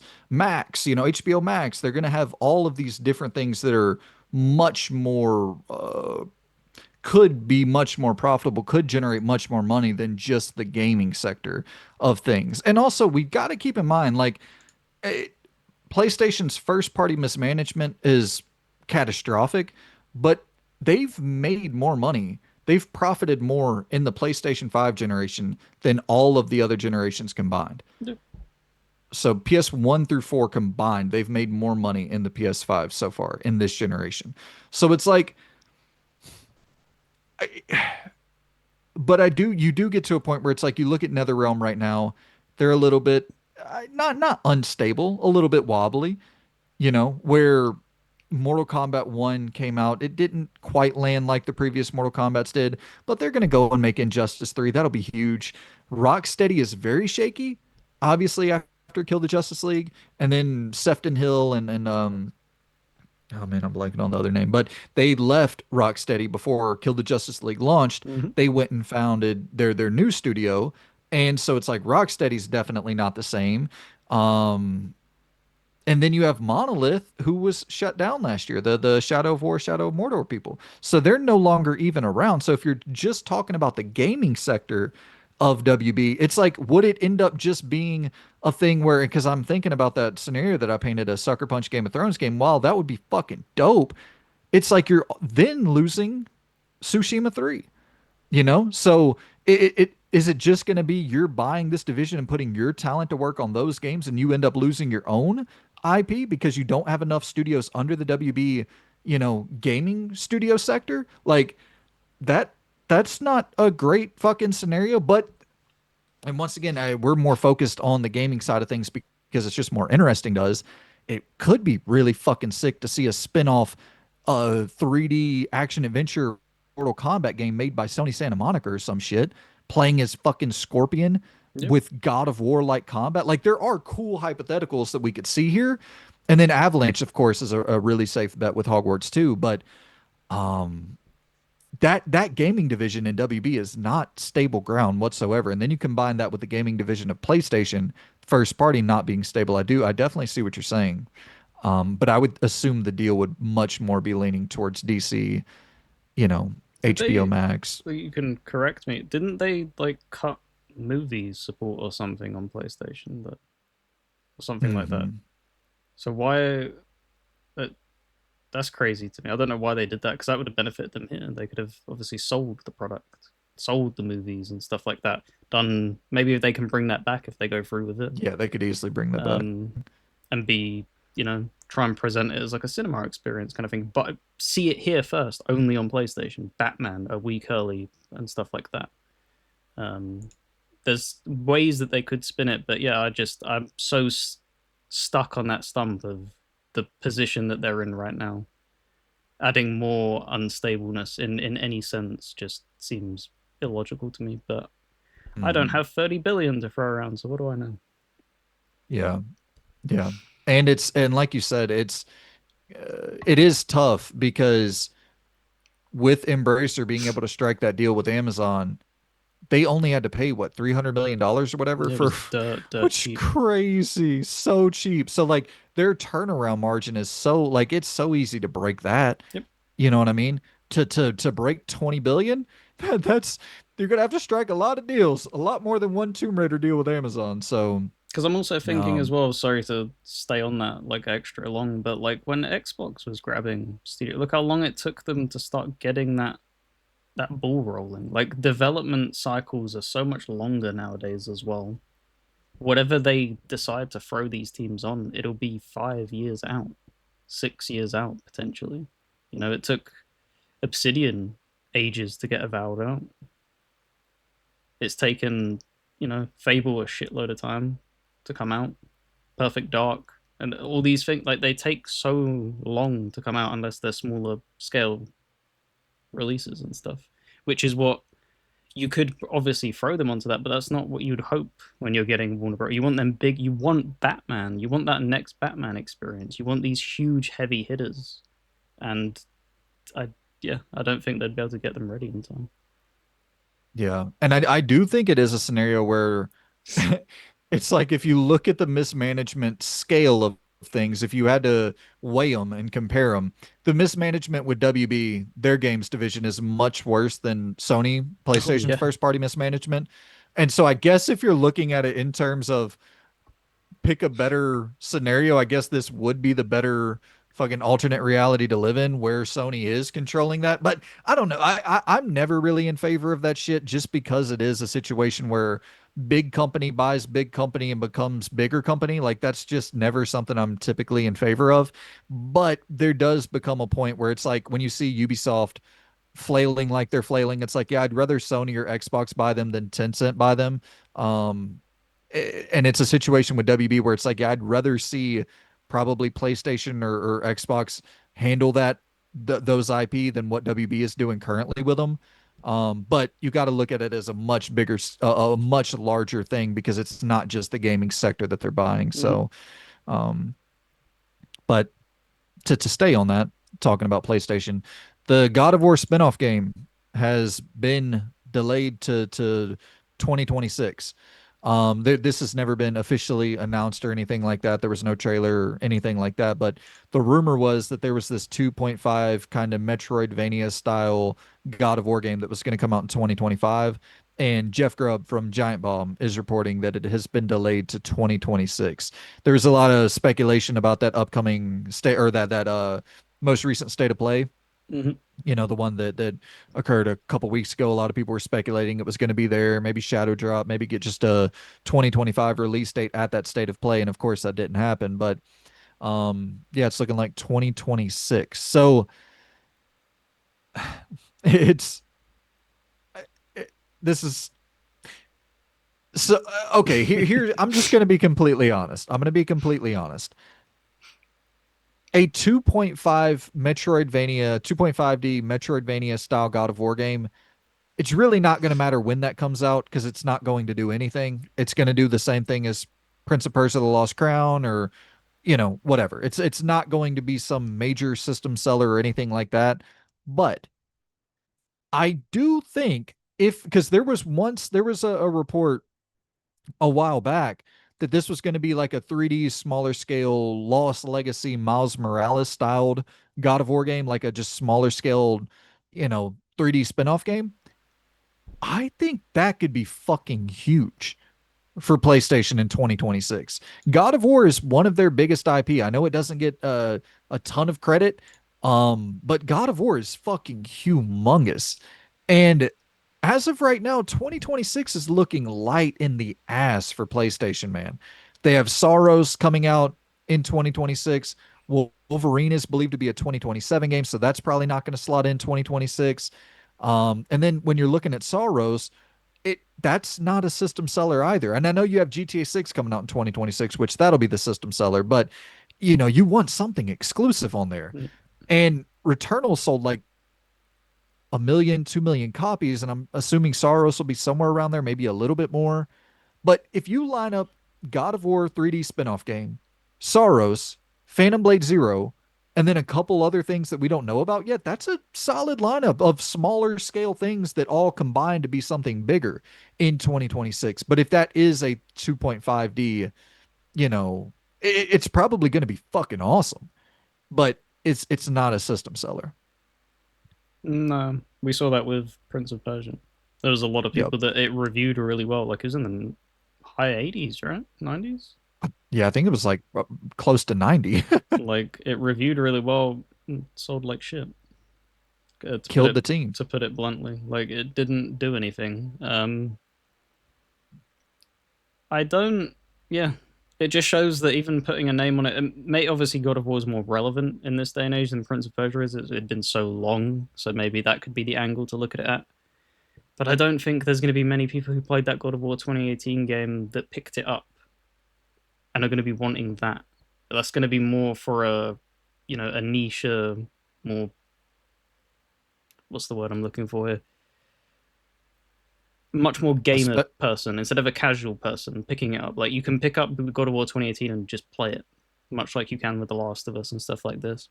So it's not going to appeal to people like that because it's going to be much more gamified and it's not that, like, again, like hammering it home, it's not that narrative driven experience which they cultivated and have seemingly abandoned heavily.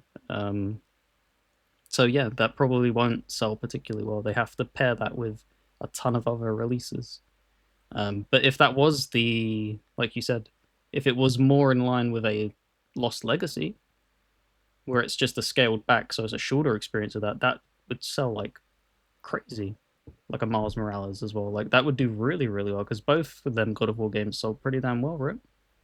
oh yeah. Yeah. Oh yeah, like 20 million. So you're talking a smaller experience like that, maybe slice the price down a tiny bit to equate for the shortening of the experience. That game would sell like fucking hotcakes. Sell that at 50, Absolutely. like you did with like Claire and stuff like that, and that would fly off shelves. Bro, they're estimating that Miles Morales has sold around 14.4 million units as of 2023. That's 2 years old data. So there's millions more probably shipped because you think about every single time that game goes on sale, slashed in digital Hmm. prices, and more copies get sold. So yeah, Damn, son.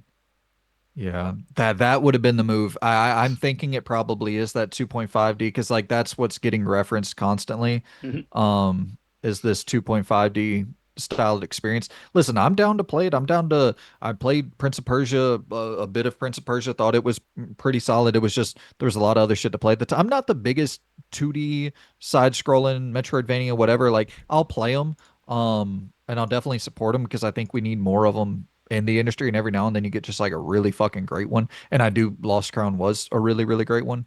But it's just like you said, it's not moving. It's not a unit mover.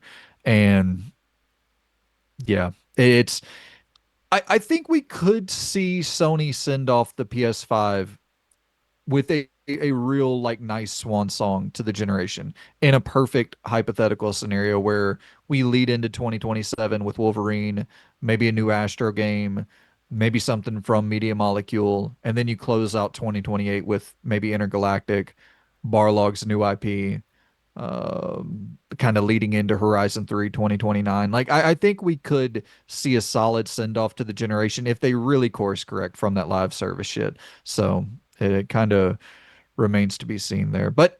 And I will say to the point of the 2.5D styled game, I remember Eric Williams, who was the lead director on God of War Ragnarok. He was on Kinda Funny, and he said his dream project was like a Castlevania styled game. Mhm. And I guess this could be the closest thing that you get to that, like a 2.5D kind Yeah. of, you know, inspired by your Symphony of the Night or inspired by your whatever fucking Castlevania game you want to pick.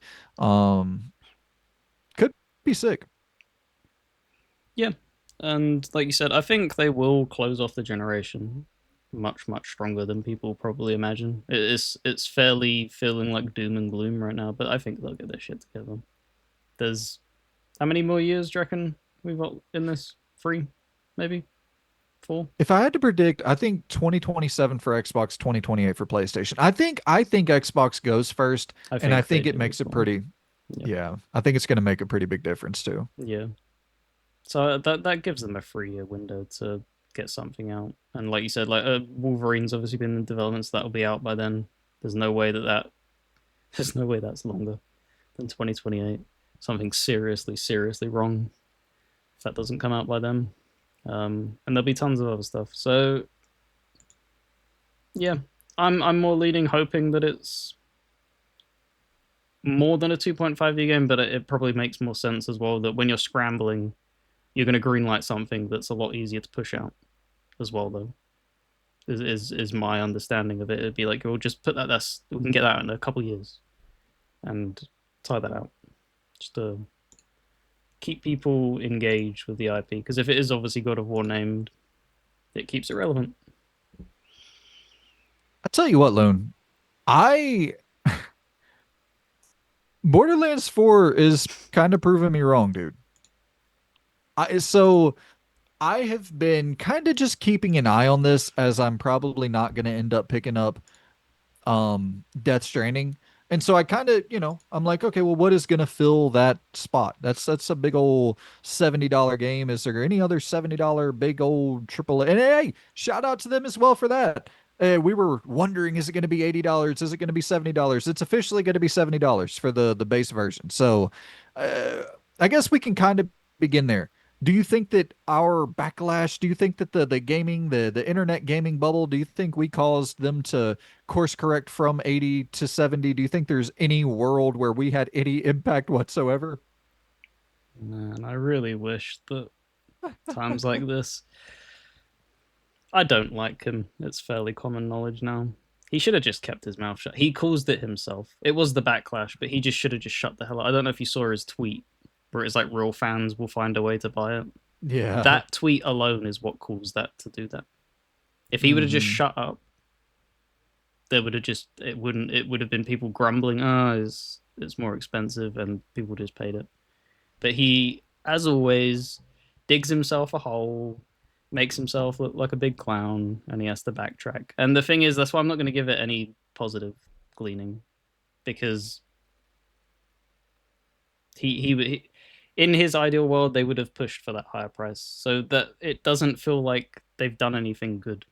It feels like they've said it and then they've backpedaled, which to me isn't. I don't. perceive that as positive personally. Yeah, I don't know if it's I guess the only positive spin on it is kind of for them, where it's like I think that more than likely this was probably always going to be a $70 game. And they Randy Pitchford was doing the whole fucking just here's what I will say, and I'm not taking up for the dude. It you either have to get these motherfuckers off social media altogether, or you gotta just allow them to speak however the fuck, because he just gave his honest opinion about something. You know what I mean? It's a stupid fucking opinion, Mm-hmm. and he got a lot of backlash for having a stupid fucking opinion. Mm-hmm. Of real fans are gonna find a way. They're gonna walk through the snow, and back in my day, we were. It's not. Shut the fuck up. It's ridiculous, but it's still just. It was his honest opinion. Oh yeah, Like, no, and don't I like credit to him if that's how he believes it. But it's just the thing of like, well, you be ready for the backlash. totally. It's But as simple as that. what I'm saying though is like it kind of in the weirdest way worked out in their favor because this big story spun up about it being $80, and then whenever he announces it $70 or they announce it $70, it looks like a PR win for them. It looks like that the gamer had some sort of impact and we were able to shift the price back. And maybe we were. Like I don't want to say that It's there's not no chance that globally that gone was down though. Just to let you know, it has stuck its price in some regions. I think it's like $180 in like Australia or something crazy for like one of the editions. Like it's, well, yeah, of course they're going to have special editions and all that. It I was think never it's $80. 130 for the standard. I might have to look that up. Let me have a look. Yeah, I don't want to speculate on other people's prices that I don't know anything about because I don't know what that compares to with other games and shit. But like, it was never $80 in the U.S. They never listed it as an $80 game, so it's not like they backtracked on anything. They just officially launched or they announced the price the other day for it to be $70. So like, you couldn't go in and buy this thing pre-order it for 80 or anything. Uh, It was never available to purchase at $80. The only time it was available to purchase was the standard edition at 70, or you could go and buy the different deluxe editions. So it's not like uh, I see what you're I saying. It still feels wrong to me. what feels wrong. Well, him saying about it being the price. Oh, of course, that was dumb as fuck, but it ended up kind of being a PR win, is what I'm saying. Like it No, I because get what you're whenever saying. they It's yeah, because it makes them look like they listened when they didn't. It was probably like you said, speculated from the get go. yeah. I think it was probably always going to be $70, and then he said the whole stupid thing about, yeah, we don't know, Yep. it might be 80. If you really like it, you'll buy. If you're a real fan, you'll buy it. And then it just think it was always going to be $70. Listen, I want to believe that our backlash had some sort of impact, No, but I don't I think it just, did. yeah, I tend to not believe that. But listen, I mean, always voice your opinion. You know what I mean? Mm-hmm. If you have, Yep. if you always voice your opinion and always vote with your wallet. But I tend to think that's really the reality is they looked at this game and they were like, I don't think people are going to spend fucking $80. I don't think tens of millions of people are going to buy this for $80, but maybe tens of millions of people buy it for 70. There is something about that $10 upcharge because we've even seen it with $70 games not selling as well as they were selling when they were $60 games. Mm-hmm. And so from 60 to 70, 70 to 80, that is it's a significant uptick. Um but yeah, so previews are going out for Borderlands 4 and they're fucking looking red hot. People are praising this damn game, and I thought this was the stupidest looking shit. Every time I've tried to play Borderlands, I'm like, this is horrible. I can't tolerate the writing at all. But supposedly, from a lot of the previews, the writing is so I'm gonna obviously links in the description. I'm just gonna read over some of this, and I'll get you to weigh in bit by bit here. Mm-hmm. This is from Synth Potato over on Twitter, and Borderlands 4 previews have dropped and they are insanely positive. It is being praised across the board as a massive step up from Borderlands 3 and possibly the best Borderlands to date.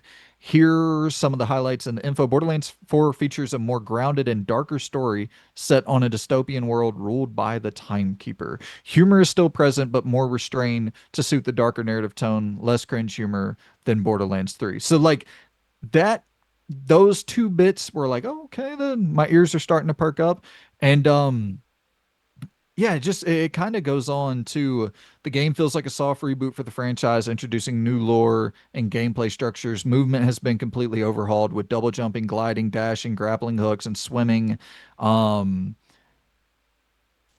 Vehicles can be summoned anywhere on the map, making travel smoother and more immersive. And I saw this thing where Randy Pitchford had like a 32-page fucking thread on Twitter where he was going into all the UI and talking about, having different like combat maps or combat fucking radio screens where it's showing where the enemies are, and it all of this, map markers, and having kind of like a dead space waypoint system under your feet, and just a whole bunch of information about the UI that was like totally just listening to what the community wanted.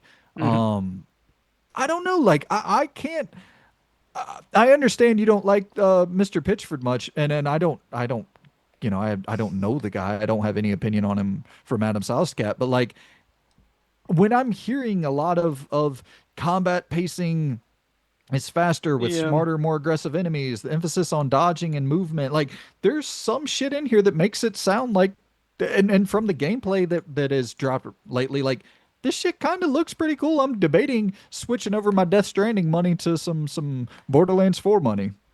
yeah, and obviously if it appeals, like for sure, give it a go. I take it with a grain of salt because the same kind of rumblings leading up to Borderlands 3 were present as well.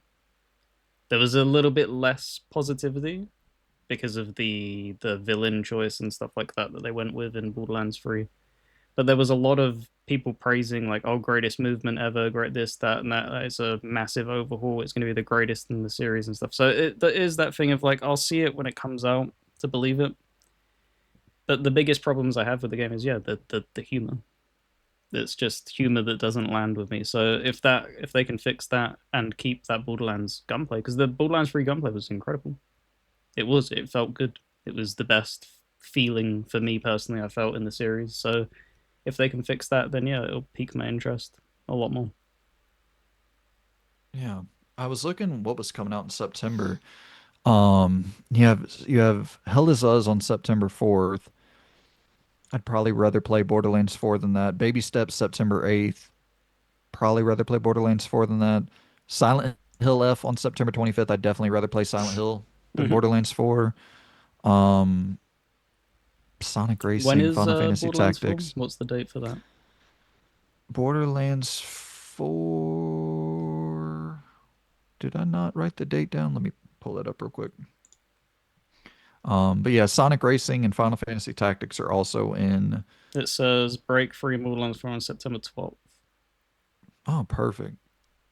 Perfect. See, on I could play the Borderlands on the 4 and then have trailer. time to, yeah, So probably have time to finish that and then jump into Silent Hill F on the 25th. So do you have any interest in this? um, not day one. No, I like I said, it is it's irrational and unhealthy, but I don't want to know that I'm helping him out. I'll pick it up on sale on second hand. But Yeah. again, it's the type of thing of where I wouldn't push that agenda onto other people. It's my own choice. Like if you're excited for it, for you, for instance, don't hold anything against you. It's a game, isn't it? Enjoy it. Pick it up. Have fun. Yeah, I don't know. I get Mafia's August, Metal Gear's August, so maybe I'll still be busy playing other shit by the time Borderlands 4 rolls around. And obviously anything, if something on the backlog catches me at that time, hits me in a mood where I want to play that more. But I don't know what I'm looking at here. Like it does look good. This does look way better than I because I remember early in the year I said it was going to have like a 67 or some shit on Metacritic when we were doing our predictions. Like I think I'm way fucking off on that. I think this is going to be in the 80s. I don't know what the other ones did. Did you base that on any of the other ones, or were you just doing it on the? on the kind feeling of of the four. yeah, the feeling of kind of, coming off the movie, it seemed like there was a lot of waning hype, waning anticipation, interest, whatever in the Borderlands IP. I think they And usually land in the eights the majority of the time. so I mean, maybe this is gonna be a fucking a big deal for them. I mean, I hope so. Obviously, you don't want to, because they're talking about they're making an effort to make sure that this doesn't turn into a live service game, and they kind of want to get back to their roots of the looter shooter genre and stay in that space and be the you know the king of the hill in that area. So Yeah, the only thing I'd add as well, if they're gonna do that, I want to see post-launch content be a lot more worth it. Is the only word I can think of. Like the Wonderlands DLCs were dreadful. They were simply the worst pieces of DLC I've ever seen added to a game. It was an insult, and that's obviously their spin-off game. And then in Borderlands 3, they had about, I don't know, half of the DLCs were kind of eh, and the other half were like, okay, that's pretty decent. But it's the type of thing like you need to put more effort in that, because that's what garnered Borderlands 2 such longevity as well. Is the DLCs really clicked with people? So we'll see. yeah, I think I'm probably going to jump into this. We'll see. Obviously, if reviews come out and it's like, yeah, that it's fucking broken, this, that, of course, at that point, I won't jump in. But, well, who knows? I bought fucking Mind's Eye at full price, so I'm definitely not the best with my money. Speaking of things that you shouldn't buy, PlayStation VR.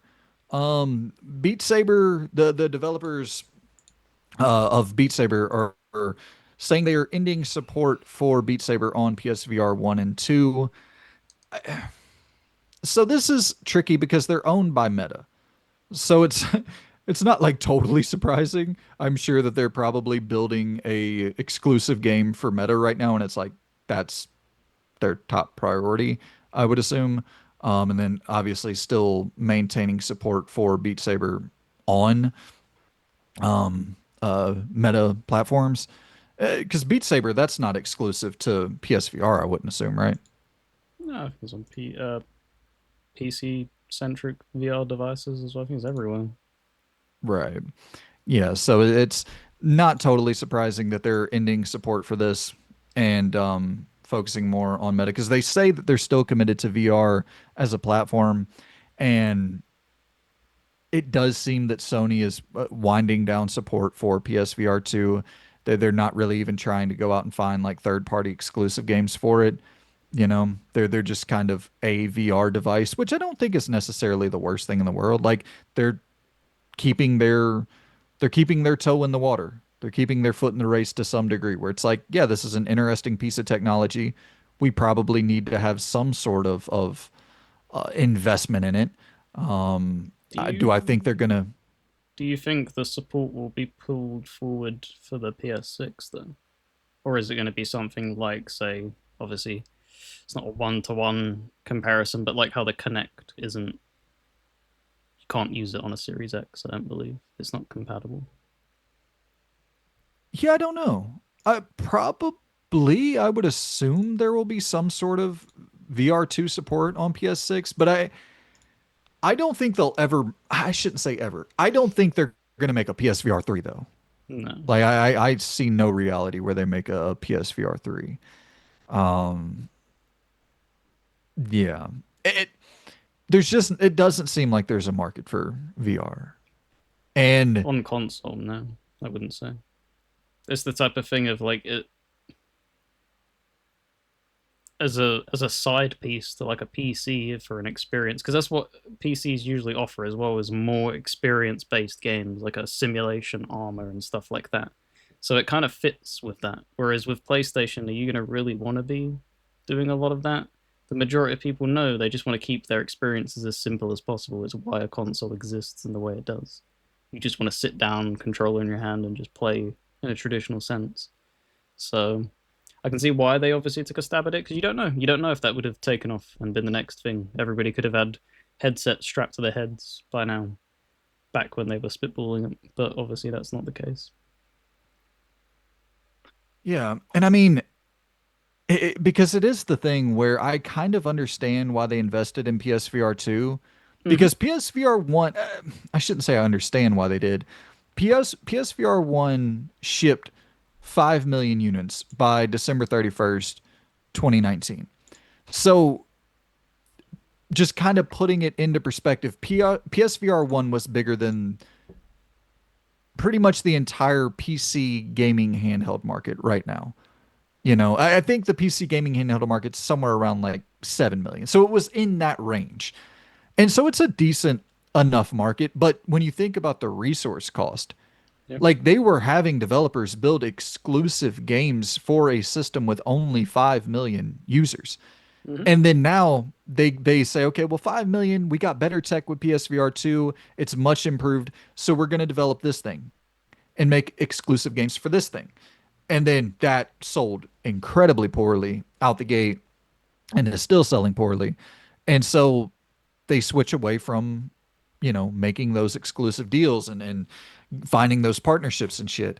I think the smarter play, because you see that even though there's really not a market, not a large market for the PC gaming handheld thing, a lot, I wouldn't say the majority, but a ton of games are still deck verified or deck ready or whatever the slogan is that they call it. Steam Deck verified, I think is what it is. Yep. Um, That's it.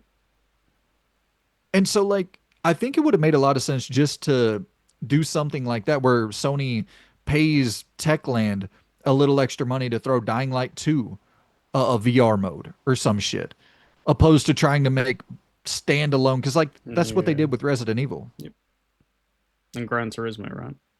Because that's not a Gran Turismo separate. as well. That's not a separate game. That's the normal game with that as support. Yeah, no, that's what they should have done. But obviously, it's throwing that money as well. It's either way they're throwing money, and I don't know. I don't think there's just all that much demand and want for it. No. There's so many people. The people that really clicked with it, very few, very few. There's people obviously that are like, I can only play Gran Turismo this way, and it's like, okay, the most of the audience can't. Though they would just prefer to play a controller. So yeah, it'll be interesting. That's what I'll be keeping an eye on as well. Interested to see if that support ceases with their follow up console, or if they bring that forward. Yeah. Yeah, because it's just tough, man. They're already making those games, whatever is Steam Deck verified, like those games already exist. Yep. They're not having to make brand new things. So it's I don't know. I think next generation really Sony should just they should stop with the gimmicks and just make games. Kill the VR shit, kill the live service shit.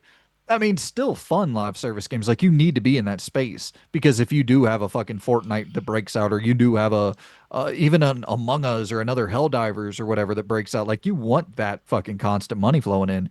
But don't fuck with Blue Point, don't fuck with Ben, don't fuck with Insomniac, Naughty Dog. Like, don't throw Ghost of Tsushima developers on a live service. You know what I mean? Just let the The main thing be the main thing. the perfect example is just do for once do what Xbox did.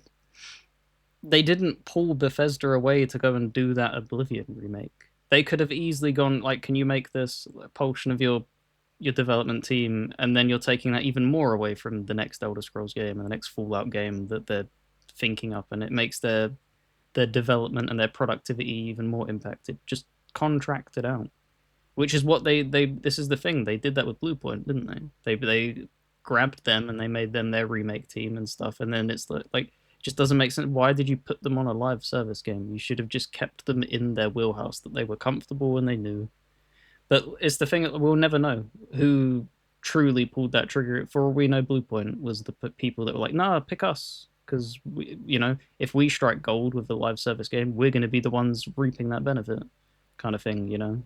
It's you just never know. But you know the thing that like and I understand that, but the thing that is a bummer is when you know that you're fucking when you know that the higher ups are wanting to pursue the live service initiative and they're wanting to get live service games out the door, then yes, of course you're going to be more likely to pitch a live service Yep. game because you want your game to get greenlit. So Yep. it's kind of like this pressured Yep. situation where you know that you're not necessarily capable of that, but you know that that's the most likely way for your game to get greenlit. And yeah, Because it's not a healthy environment. it's still a head scratcher. Like the only thing that makes sense is that they're saving this for a PS6 one. Like, why did they just not remake Bloodborne or remaster Bloodborne? That would have sold like every single. It's the same. It's like the same garnering of Silksong. Every time there's an event PlayStation holds, constantly being bombarded in the comments is that. So if there's that much people constantly calling for it, why are you not giving it to them? You have a Yeah. close enough relationship with FromSoft, you should be able to twist their arm, even if they don't want to make it. Yeah, well, that's the thing is FromSoft has no say whatsoever. I mean, I know you wouldn't want to do that to your partner, um, but like they could make it without FromSoft signing off on anything. No, but that's what I mean. You don't want to hurt them relationships, but if so many people are calling for it, like especially in the state that they're in, sorry to keep hammering back, but that would just be an easy W for them. Mhm. That is what it Totally. is.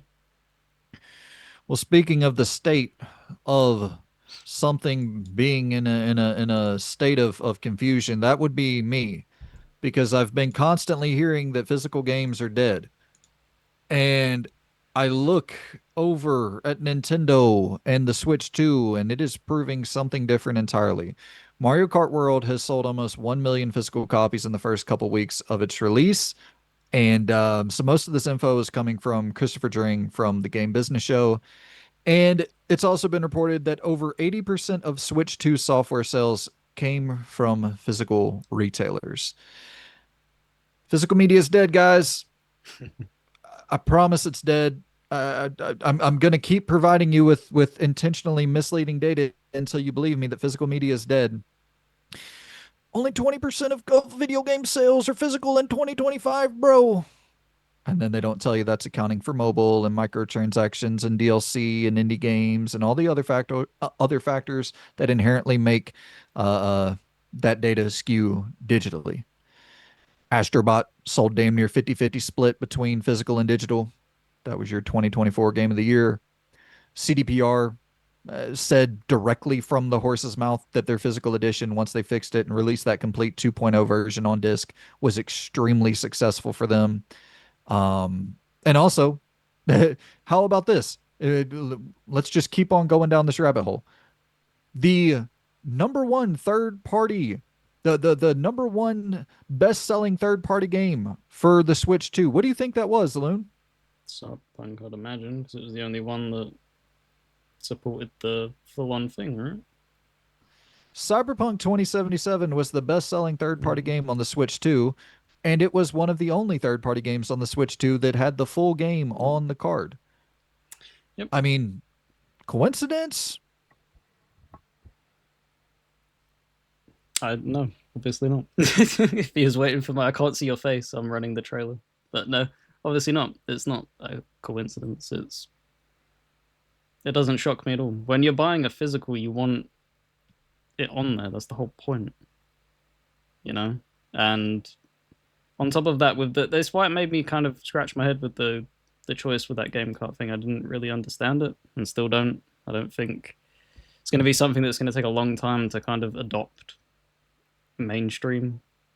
Because on top of that, their what was it? Their eShop struggled to run on the Switch One. It wasn't a pleasant shopping experience. It would chug a lot. It would get hitched and stuff. So therefore, they made it unpleasant to buy a digital game. So you would then be even more pushed towards, even if you didn't want to do physical pickups, you would just end up buying it because it was just easier to grab on, say, an Amazon and stuff like that because their storefront would work. Um, but yeah, the Switch One was known primarily for being a physical device, and that's what people are going to be carrying over with their torches. They would expect that to be the same case, and it's shown in sales. Obviously, Mario Kart, that's 100% on the cart, I assume. Yep, 100% of the game on the That's card. selling well. Cyberpunk, that's selling well. The other third parties aren't selling well because I saw people try and twist it a little bit, which was kind of funny, of saying that obviously a lot of these third party games have been out already, and it's like, dude, Cyberpunk's been out for fucking yonks. So if that's dominating, like that kind of invalidates that to a degree at least. It's just you give them the best service possible, they will go to that, and that's what they've done. And listen, here's something that I will all the people that are misleading with their physical is dead data. I'm going to do something that they don't ever do. I'm going to be completely honest with y'all. When you hear 80% of all sales being from physical retailers, that data does that's misleading data on my end. That's misleading data that benefits us, the physical media enjoyers. Because yes, it's true, but I can manipulate that data because listen, everybody was going into the stores to buy their Switch 2s. So of course they bought games with their Switch 2s at the Yeah, physical you're not just stores. gonna buy the At console and then walk home and have nothing to play it right. on. That's the whole point. That's why, it's take it with a grain of salt that Wii Sports and Wii Fit sold so many damn copies. It's only because they were bundled with the damn thing and they were day Yeah. ones kind of things. So yeah. But I still think it's It's incredibly impressive though, regardless. Like it doesn't surprise me that Mario Kart hit them numbers, but it does a little bit surprise me that Cyberpunk did. And that's a tip of the hat to them, man. That's good that they garnered success on it. Because I didn't know if people were going to adopt I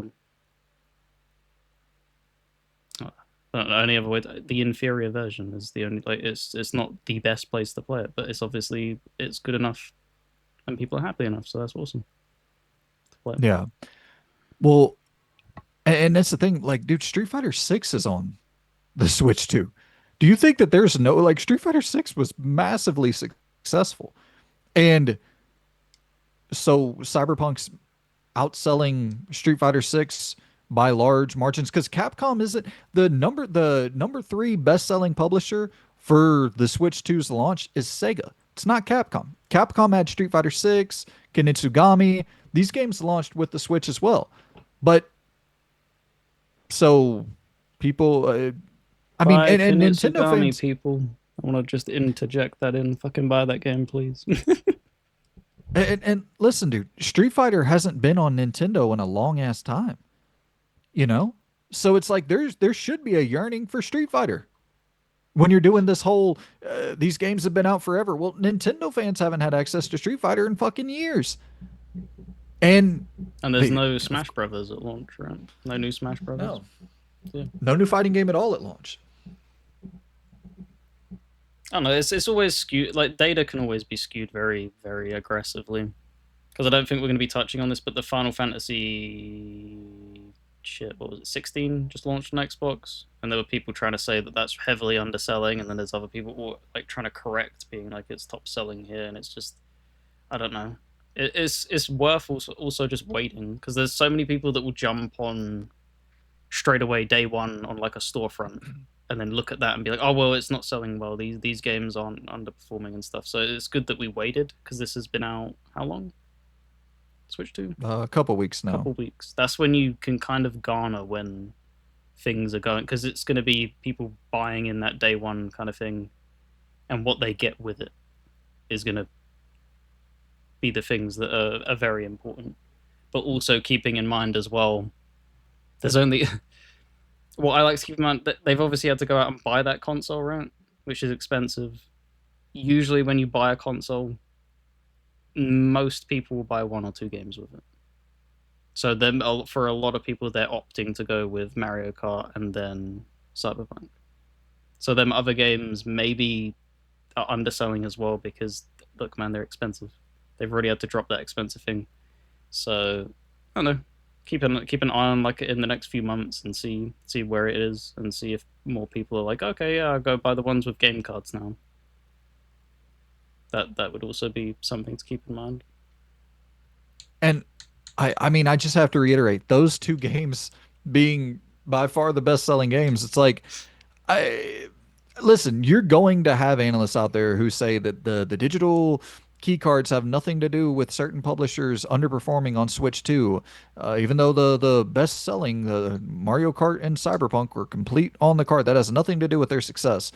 And sure, some of these motherfuckers are a lot smarter than me, but I would still challenge that theory from I those you can't have it. analysts. You can't have it black and white though. That's what I was trying to get across. Like, I don't think the fact that they're just on cart is enough, but that's enough to tip the scale. Does that make sense? When you're looking at it Yeah, and you're going to be buying it, of course you're going to then lean towards something that you know you're getting 100% of as a consumer more times than not. You know, it's like with yeah, many people looking at, for instance, if Xbox was to release a copy and you have both consoles, you're more likely to opt to buy it on PlayStation than you are Xbox because you're getting the full copy on PlayStation. It makes no exactly. sense to get it. It doesn't matter if it was even cheaper on Xbox for a lot of people. They would rather pay a little bit more and get the full thing. So I don't know. I think it's enough to skew and be the thing that does trump that argument of, the fact that they are fully physical is enough to pull people over. And so you got to also take into account Nintendo's audience is still an audience that buys mostly physical over digital. Um, so from April 2023 to March 2024, the split for Nintendo was 66% physical, 34% digital for It's full game damn sales. impressive. Yeah. And this is rumored. This is kind of this is speculatory, Mm-hmm. but it seems that because this is the only like full game sales data that we have here. But all right, let's just look at this. So there was a massive spike in digital game sales in 2020 and 2021 on Nintendo, which what happened in 2020 and 2021, Loon? Oh, nothing big. Just a pandemic.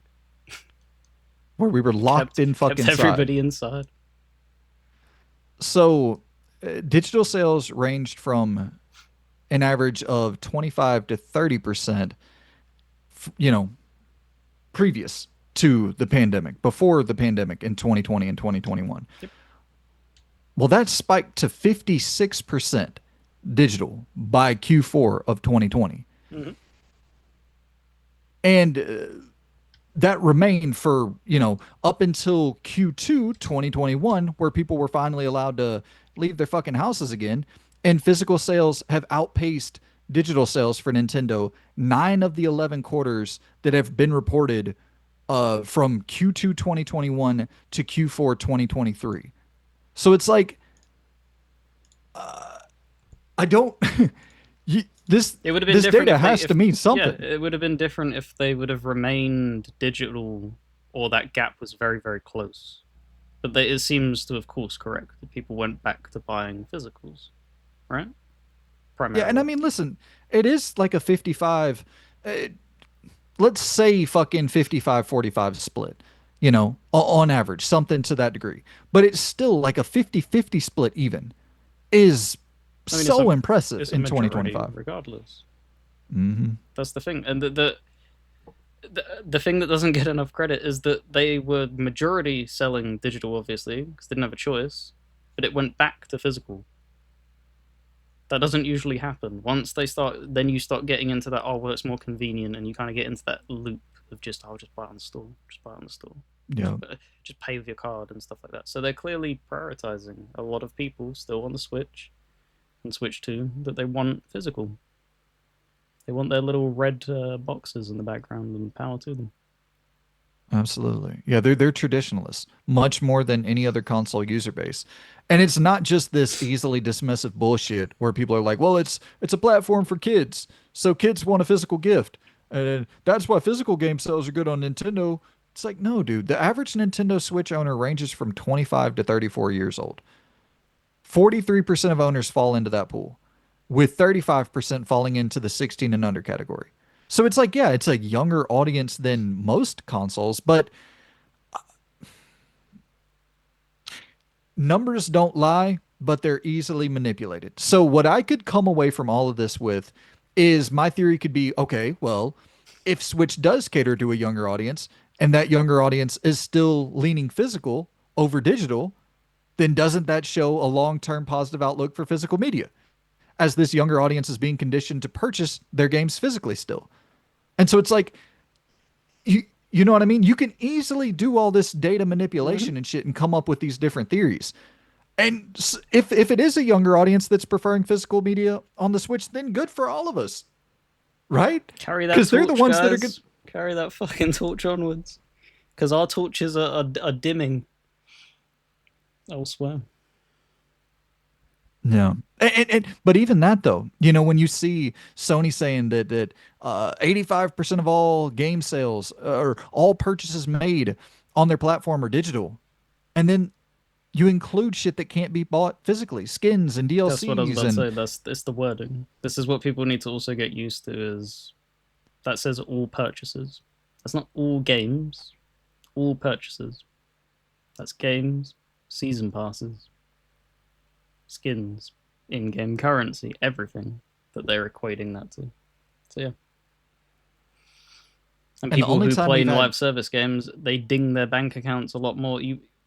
That an example, Claire. If you buy Claire, you pay once. You're paying that 50. You go and get Fortnite, and they're paying 50 monthly on average. Some people they throw money at that like crazy for skins because they're like $10 a pop. So, yeah.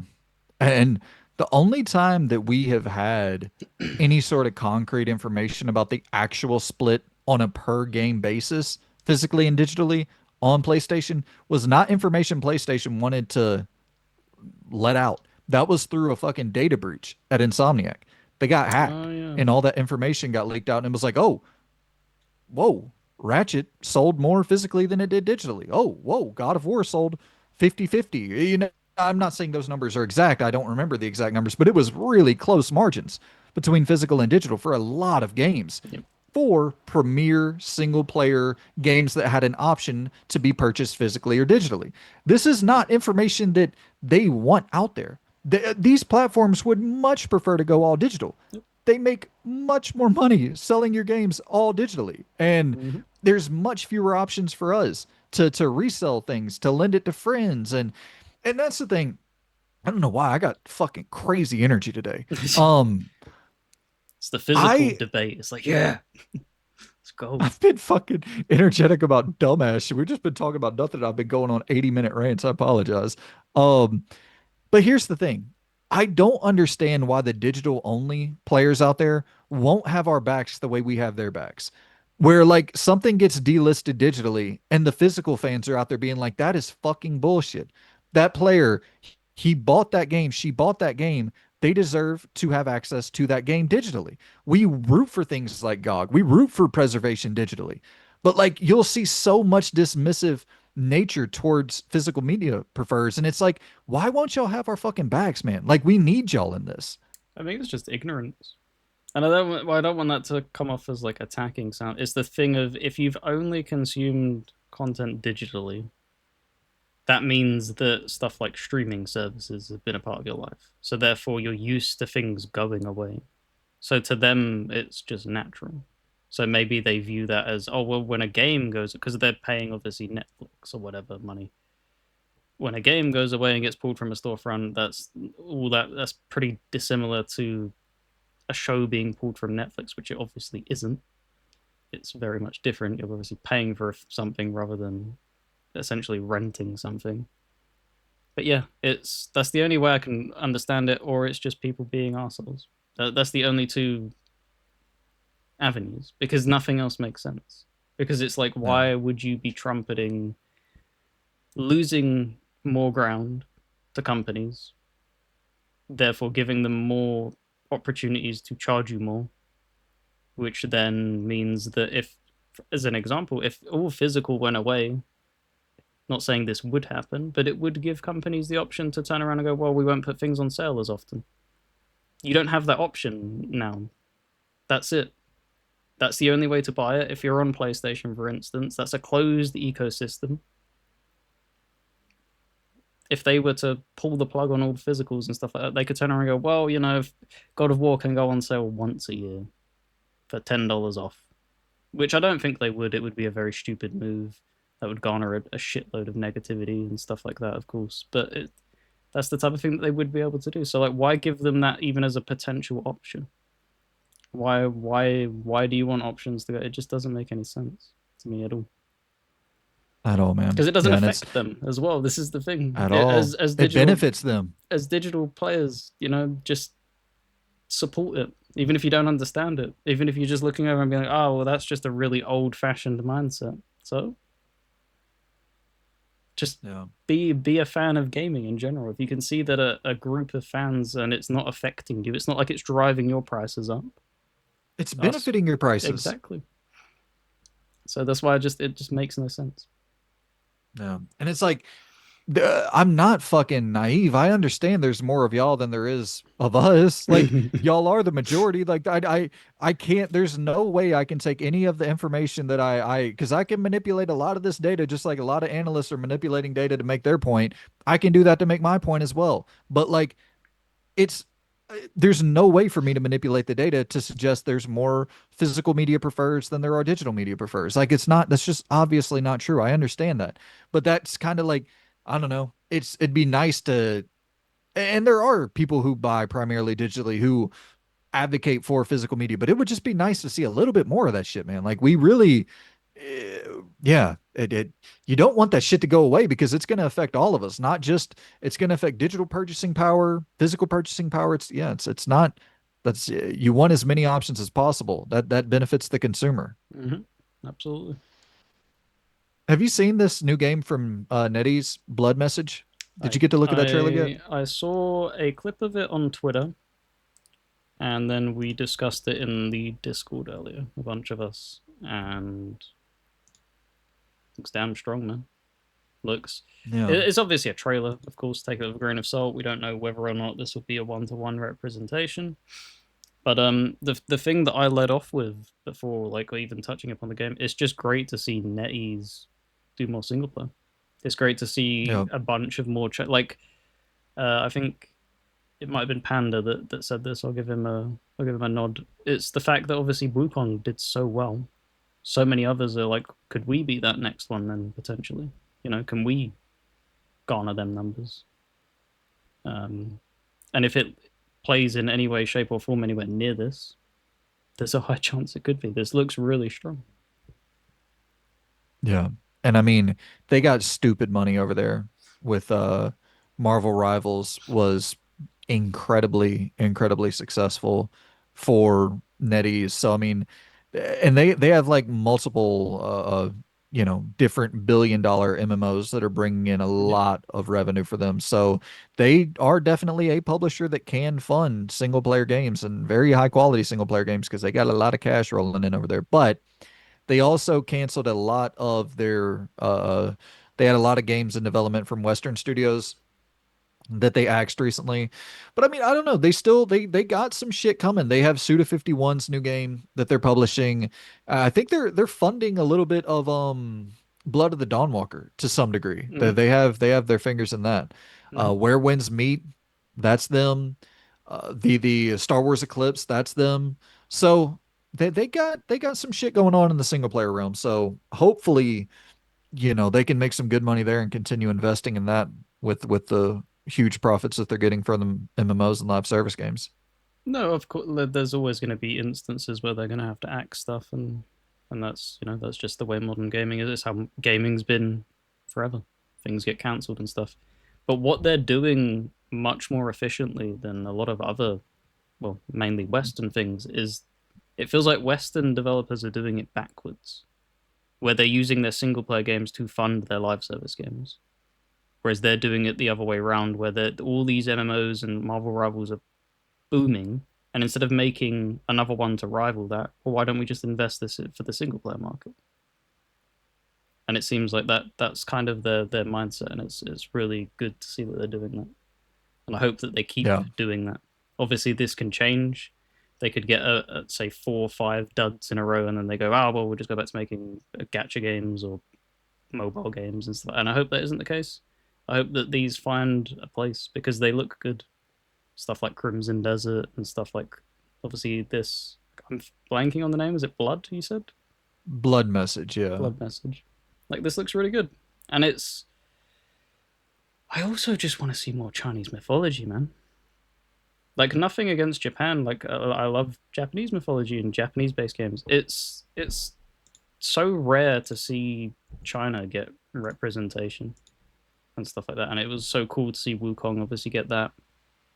I just want to see more because that was also a point that I made in the Discord of I want to see more Free Kingdoms IPs.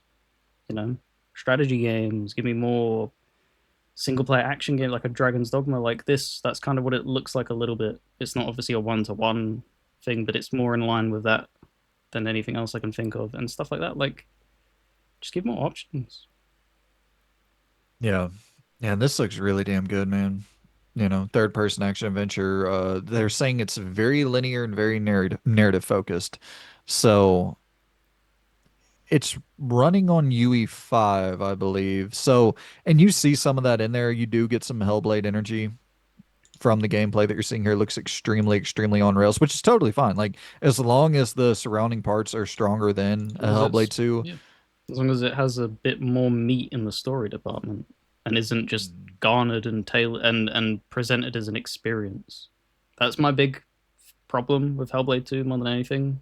It felt like from start to finish nothing happened. Like you played through a game, hours went by, but nothing really moved forward. It felt.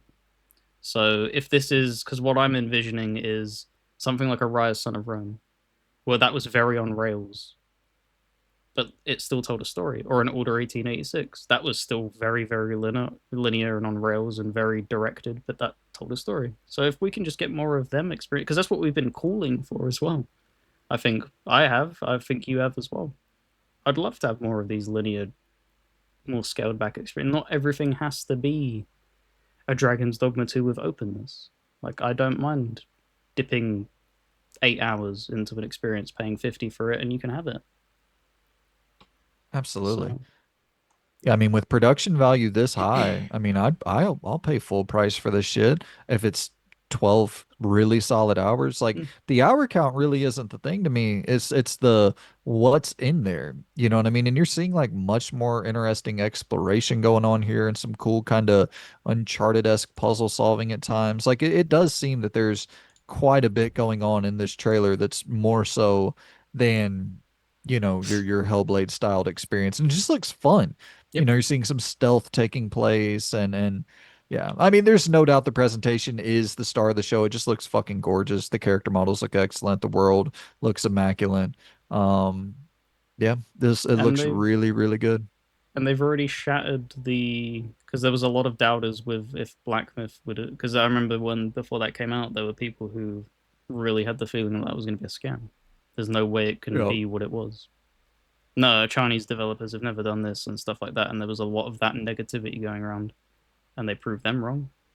So I don't see them absolutely smashing out the ballpark with Wukong and then just cutting corners everywhere else. Like it just feels like they're just going to take it seriously. Because why wouldn't you? no. It sold. Well, this isn't from the Wukong team. No, no, no. I know, but I'm saying like that stigma of Chinese developers as a whole Oh, had that. gotcha. That's why people had no faith in them because they, for the most part, had just done mobile games or very cheap knockoff MMOs and stuff like that. They were very low budget and low effort experiences. So I think they're looking around and being like, no, we can rival these Western developers, and that's what I feel like. I think that'll be the case with this. I don't see this being a letdown of an experience. They do have that 24 Entertainment it, the studio behind Naraka Blade Point. Mm-hmm. That is so I think that 24 Entertainment is branching off into two different studios because I think the Naraka Blade Point team is based out of, I'm gonna probably butcher this, Hangzhou, I believe, is where they're based out of. And then Linan is where this 24 Entertainment. So it's like two separate teams under the 24 Entertainment umbrella. And I think the Linan studio is working on the Blood Message game, while the Hangzhou studio is the devs behind Naraka Blade Point. But I looked it up and it seems like they're not far from one another. So I would assume they're going to be, assisting with development and you know, having collaboration between the teams and crossover and shit like that on the project. So, Hmm. I mean, Naraka Blade Point was praised for its combat. People said the combat in the game was fucking excellent.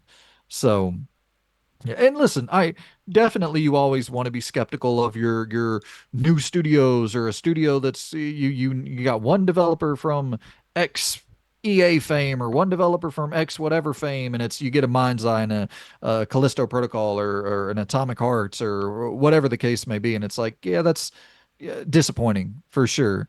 And so new studios definitely do have to prove themselves, but with Naraka Blade Point seemed to be pretty fucking successful. Yeah, And yeah, it was a massive, massive success for them. And on top of that, the thing that would have given me pause if it wasn't marketed as a linear experience.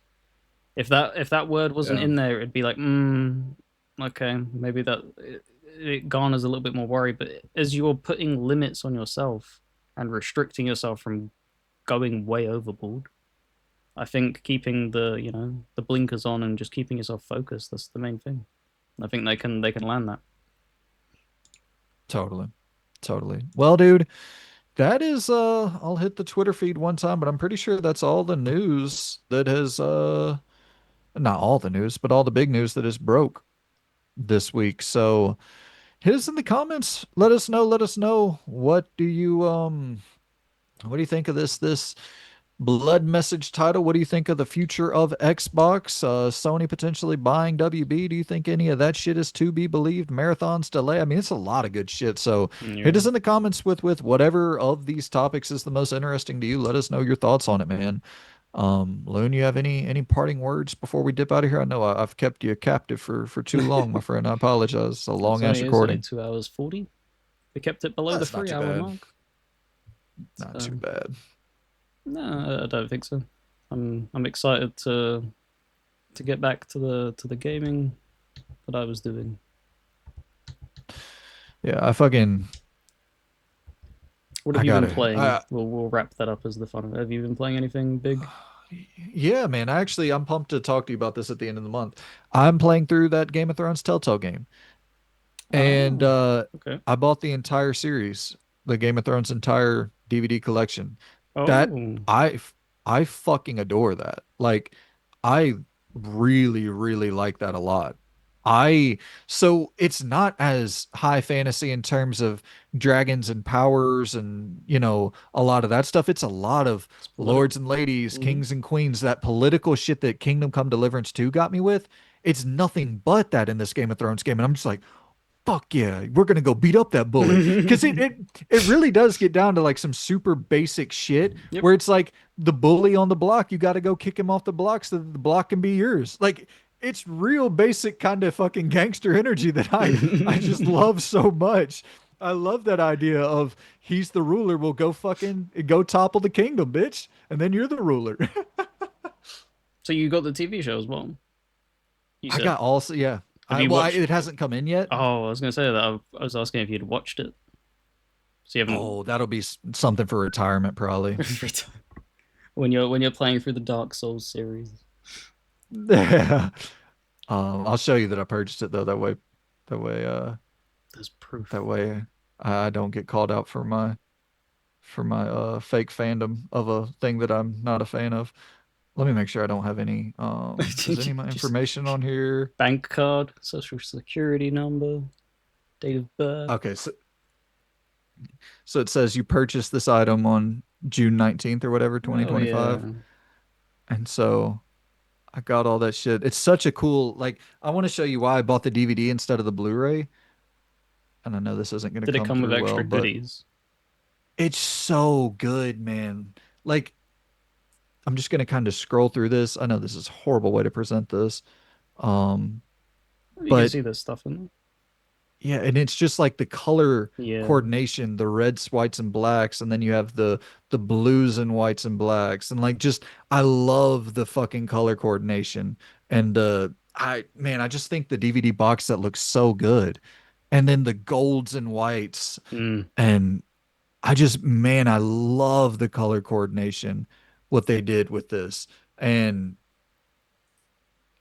man, look at that. Like, I just think that looks so fucking cool. So I ended up going with the DVDs and they were cheaper. I got this for like 30, $38 or something. And the Blu-rays were like Blu-rays are 50. And I know it's higher quality. fucking expensive to get. Yeah. So But yeah, yeah, that's cool. Have you? Because there's Game of Thrones, the 360 PS3 game that you never tried, right? I think I you'd haven't tried probably that. hella dig that because it's very like Dragon Age esque. Bro, because that one bit where you go to the pit in Game of Thrones, and you have to recruit, not to go too spoilers in the game, but I was thinking the whole time, I was like, man, if that was a Dragon Age-esque or a Witcher-esque fight scene and you had to go through, like, that would be so fucking cool. Dude, we'll talk about it more with the ranking. I think that's my third favorite Telltale game ever. That's wild. So many I people don't love like it. that. So many But see, I people don't have hate the it. Game of Thrones, the pre-built, like I don't have the Game of No, but people Thrones kind just of don't pre-built like expectations. people. No, what I was getting at with that is people don't like the personalities in Game of Thrones. The constant, like a lot of characters are hateful. There's a lot of because it's the political stuff. It's like I love very that. difficult to love characters in that universe because a lot of it is selfish, driven motivation. But yeah, I love it as well. Absolutely loved Yeah, it. that's what I liked so much is like the gangster shit, where it's like you have to be a fucking thug. Like you have to be a gangster to get by in this world. Like there's not a whole lot because I with Mira, I believe is Mira Forrester. And bro, here's the thing, Luke. I'm sitting here rattling off names to you. And off the I don't fucking keep That is name knowledge. impressive. Because where's Henry from Kingdom Come? Like what village? Yeah, Oh, fucking uh Skell no, that's The Witcher. Uh that's what I mean. But that's yeah. it, man. You loved it. Henry of Skalitz, by the way. You Oh, were I close. was You were okay. gonna I say was right there. Skellige, I think, Yep. which is what The Witcher is. Yeah. But yeah. I knew it was somewhere in that vein. But yeah, it's But that's it. You just being it just shows that it's resonated with you deeply. I think you'll really enjoy the TV show. I will say, just as a precautionary warning, you're gonna get the same experience from the game that you're getting right now for probably about 4 seasons of the show, and then it starts going very high fantasy, and that's why hmm. like you hear people turn around, and, the final season dropped the ball and stuff like that. A lot of people were disappointed with it. They do go a little bit off the rails, but that first season is something that you I will can need to watch. I could maybe get into the high fantasy because not to once again, whatever, it's an old game, but like they start getting they're getting kind of high fantasy ish right now. Mm-hmm. I'm towards the end of that game, Mm-hmm. and like I appreciate it because it's built up Yeah. to it so well. Okay. Well, then you'll I'm like the hearing show about. then, because it does hardly any of that in the early stuff. It's very you wouldn't know that it's fantasy driven. You would just think, oh, it's set in like 14th century England and stuff like that for the most part. Well, because it's so cool because there's been so much talk about the North and all that, Mm. and going beyond the wall, and like it's they've built it up with so much mystique, and now that I'm finally at that point, it's like when shit's actually happened, it's like, oh, okay, shit beyond that wall is legit. Mm-hmm. You going up north ain't no fucking joke, and once again, it is kind of just it's so. It kind of feels like a Saints Row or some shit where it's like you don't want to try that fucking block up north. They got some real fucking killers on that block. It is really fucking interesting how I can relate it to just gangster shit that I like so much, like mob movies and stuff. Because there's a lot of mob-ish tendencies with the lords Yeah. and the ladies and the kings and the queens and the factions and shit. I'm digging that, man. And some bold narrative choices, man. Like killing people quick in that bitch and just visceral, very brutal kills constantly happening. Like they go hard in that shit. So I'd recommend it, man. If for people who don't have like pre-built expectations for what Game of Thrones should be, and just kind of want to play a cool fantasy Telltale game because I started playing Tainted Grail. I don't know why I have so much energy. I started playing that Tainted Grail Fall of Avalon game, Hmm. and I just couldn't fucking click with it. And I was like, do I just not like fantasy? I had this thought was like, do I just not like fantasy at all? And so I played Game of Thrones because I wanted to see like if a scaled back, just solely narrative focused fantasy world, can I get into that? And I'm like, oh no, I fucking dig this a lot when it's presented like this. I don't know what it is about fantasy gameplay and kind of open world structure that doesn't it sometimes it appeals to me, sometimes it doesn't, but Mm. I there was a comforting feeling playing this Game of Thrones thing where I was like, oh no, I like fantasy kind of contextual sort of I like the surrounding parts of fantasy and the like more linear storytelling. If it's done that way, I can really get into the fantasy world building if it's told a little bit more directly. Uh, okay. I want to because I want to just pick a little bit of that before we hop off because obviously Pick I've been away. playing. I've done 2 hours of Tainted Grail, and I think it's really fucking good. It The is. thing is, though, is that a lot of the good stuff is in the note. The combat's pretty crap. Like I'll Mhm. happily, it's not. I would say it feels better to play than Skyrim, but it still isn't good enough to be like, yeah, man, this is it. Like that's something they if they make a sequel, that's something that needs to be definitely improved on. The story and the notes are really good. What they write down in the environment that are really heavily filling in the pieces.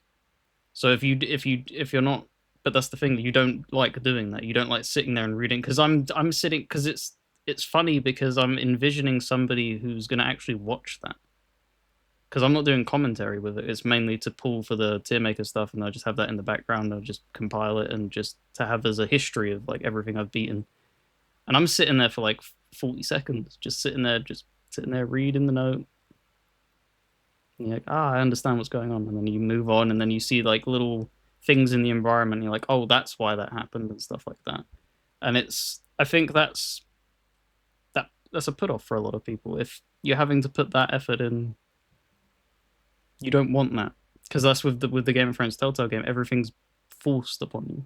There's not really you can interact with things in the environment, but all of the core elements are on your critical path, isn't it? Yeah. Yeah, and I was like I was reading the notes about some of the shit in the Fall of Avalon game. Mm. And you're right. And I will say like there's some cool parts to the narrative.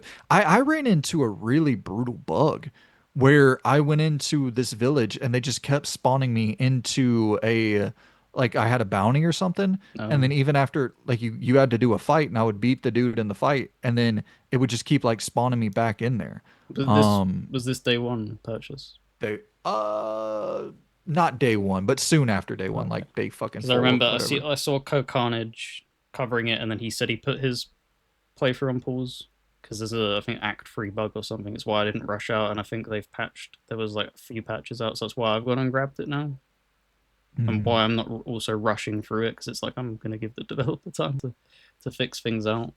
Um, but yeah, I'm enjoying my time with it, and then I also picked up the Promise mascot agency game that you put out, and it's such a Nice. fucking weird game. I love it, and I'm fairly certain. I Cool. don't want this to sound ignorant. I'm fairly certain the character you're playing as is Kiryu, his voice actor from Yakuza. Oh, Yeah, really? it sounds very, very. It's either obviously they some accents. It's like some Irish people can sound the same, but I'm fairly certain it's him. It's very, very, very similar. So yeah, I'm Nice. enjoying that, How far are and you into it? I only did one part, so it was about an hour, Okay. just to get footage for when we're talking about the games at the end of the month. I want to try and just get at least some bit of footage that I can scroll through, and then I'm about halfway through the Space Marine re-release. I booted that up on Xbox and I played through like whatever 20 minutes. I just wanted to make sure all the downloads were available, all the updates and all that. I want to play more of that as well for sure. How are Mm. you liking it? I mean, I was a massive fan of the first game when it first released. It was the obviously finance. I think I've said this time again. Financial independence the first game I ever bought was Metal Gear Solid 5, but the first game I was super super excited for as a kid, and being like, I have to get that day one, and like convincing your parents and like hammering on, dropping hints, and just it was that. It was Space Marine 1. Being a at the time massively into the tabletop and playing that every single weekend, going to Games Workshop and being like, holy shit, they're finally giving us a game that isn't a strategy game. Like I love the strategy games, but this is like it. So it's yeah, it's just awesome to like go back. It feels like you're going back in time in a time capsule and just going back to your younger self and being like, oh, nostalgia. Yeah. So Dude, I played a game called No Sun to Worship. I finished that yesterday. It's like a Metal Gear Splinter Cell styled clone. It's only like 2 hours long, indie game. Pretty fucking cool. It doesn't have like all the same mechanics and shit you would expect from a Splinter Cell or a Metal Gear, but for an indie team, it was pretty decent. Um, and I booted up Deus Ex: The Conspiracy, the PS2, because oh, they I saw they that. yeah, they brought that to PlayStation Plus Premium, Mm. and I played that for about an hour. And I have no idea where the fuck I'm going, but I finished the first mission, so I'll hop back in there and hopefully figure out Are how you to. enjoying All it that though? The like, structure of like them older games? Because some people go yeah, back and they're like, ah, I can't do that. well, it's janky just in the same way that a lot of immersive sims are still janky. Like, it's not to be dismissive or whatever, but Dishonored is really one of the only immersive sims that I think fully got the gameplay down to where it was just like, holy shit, the Mm. polish on this thing is crazy. But like, still Deus Ex games, even Mankind Divided, so like, there's a little bit, Yeah, they're a a bit little bit of wonky. jank on Yeah, that. a little bit wonky. Yeah. But yeah. Indiana Jones, a little bit of jank on that. You kind of you expect. And so with the conspiracy, Deus Ex: The Conspiracy, I really liked it. I just don't know where to go. I finished my first mission and they're like, okay, well, meet me back at this place. And I'm like, I don't know where the fuck that place is. It's like the first level's all maze looking, Mm. and you don't have any map or any, I don't even have a log that like tells you exactly what to look for or where to go. So I'm just like That's because you were meant wandering to be around. making it yourself. That was from back in them eras of PC gaming. You had a notebook next to you, and you're like, gotta write that down. Gotta write down the code because the code isn't gonna show up and stuff like You that. know, actually, that might be fucking doable for this because it's not like large scale environments. I probably could just take like little, like do little drawings and be like, okay, well, this is the area with this. I mean, that is annoying, but I was actually really liking the game, a lot actually. I was having a real good time with that, and the narrative was surprisingly like really, really strong. Great voice acting and stuff. And so I was wanting to play through that. I don't know if I will end up doing it just because it does kind of get a little bit tedious where it's like I have no idea where the fuck I'm going type shit. But um yeah, so that's what I've been playing. Yeah. Anything else on your list? I mean, I grabbed 16 and I'm yet to boot it up. And I also Hmm. grabbed Fantasia Neo Dimension. I don't know if you're familiar with that one. Sakaguchi's game. But it's the type of Yeah, thing yeah, where yeah. it was more so for Fantasian, it's rarely on sale, and it was on sale, so I was like, I just grab that and I can pick it and play it in the future. And 16 is just like I've got to show Square that I'm willing, unfortunately. Especially when We're I still first recording, right? yeah. Okay. Yep. It's like I They get don't to did get we they get did to we hear finish all it? this. This is the Okay. beautiful last piece nuggets that they get to hear. Because I was thinking, I was like, dude, it wouldn't hurt sometimes to throw a what we're playing segment in there. Like if we Yeah. just have some shit we want to talk, like, because we're not really doing a whole lot of the other shit right now. So Hmm. throwing a little what we're playing segment. Um, but So yeah, so I my bad, I haven't cut so I you off. haven't booted it up, but I wanted to because when it was blowing up on Twitter, because I didn't buy it straight away. I think when it got announced at the showcase, right? And I didn't pull the trigger straight away. And then I saw people constantly bashing it and being like, "Oh, it's in the third hundredth place," and I was like, "Oh, for fuck's sake!" It's just like I can't say I want these games to come here and then not support. It feels wrong to do that. So I was like, I'll just Mm, fucking take it on the chin. And I think a lot of people probably also maybe felt that, or it was just that thing of like I said, people reporting on it way too early before data's updated is more than likely. But it's yes. that type of thing of like probably should just vote with my wallet, and I do want to see Final Fantasy games on Xbox. Well, So did you see how they were getting their data no, I based on didn't. No, reviews? I didn't look into it.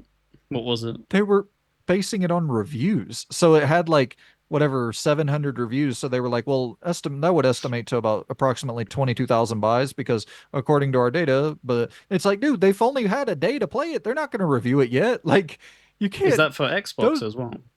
yes, they People were don't basing the review on day. Xbox. All right. I'm gonna give another metric. All right. This is my home turf, guys. People on Xbox rarely review stuff that they buy. They don't say anything. The times that you'll see a game get actual tons of reviews in line with like PlayStation is when it comes to the Game Pass, and then you'll have a massive divide of people going, "This sucks. Why is this on Game Pass? Waste of money." And then you'll have actual people reviewing the game. That is the only time you'll see on Xbox people actually review stuff. For the majority of other stuff, it's like there's games that sell tons of copies and then they only have like 30 reviews years later. It's just not something that they usually interact with. So, yeah, basing it off of that is bizarre. Yeah, you can't base it off that. I understand like if that's a point of reference, Mm, like if that's a data point that you're like, okay, well, based on this, we would assume that combined with this, that, and the other, but not as your main metric. That's just not because like even SteamDB, you can't use that as your main metric. I look at SteamDB nonstop. I love that. I think that's one of the most interesting insights into game purchasing on Steam as a platform, but it doesn't tell the whole fucking story. If 200,000 people are playing something concurrently, that could mean that those are the only 200,000 people that bought it, or it could mean that 20 million people, but yeah, like, I don't fucking know. That number doesn't tell me everything.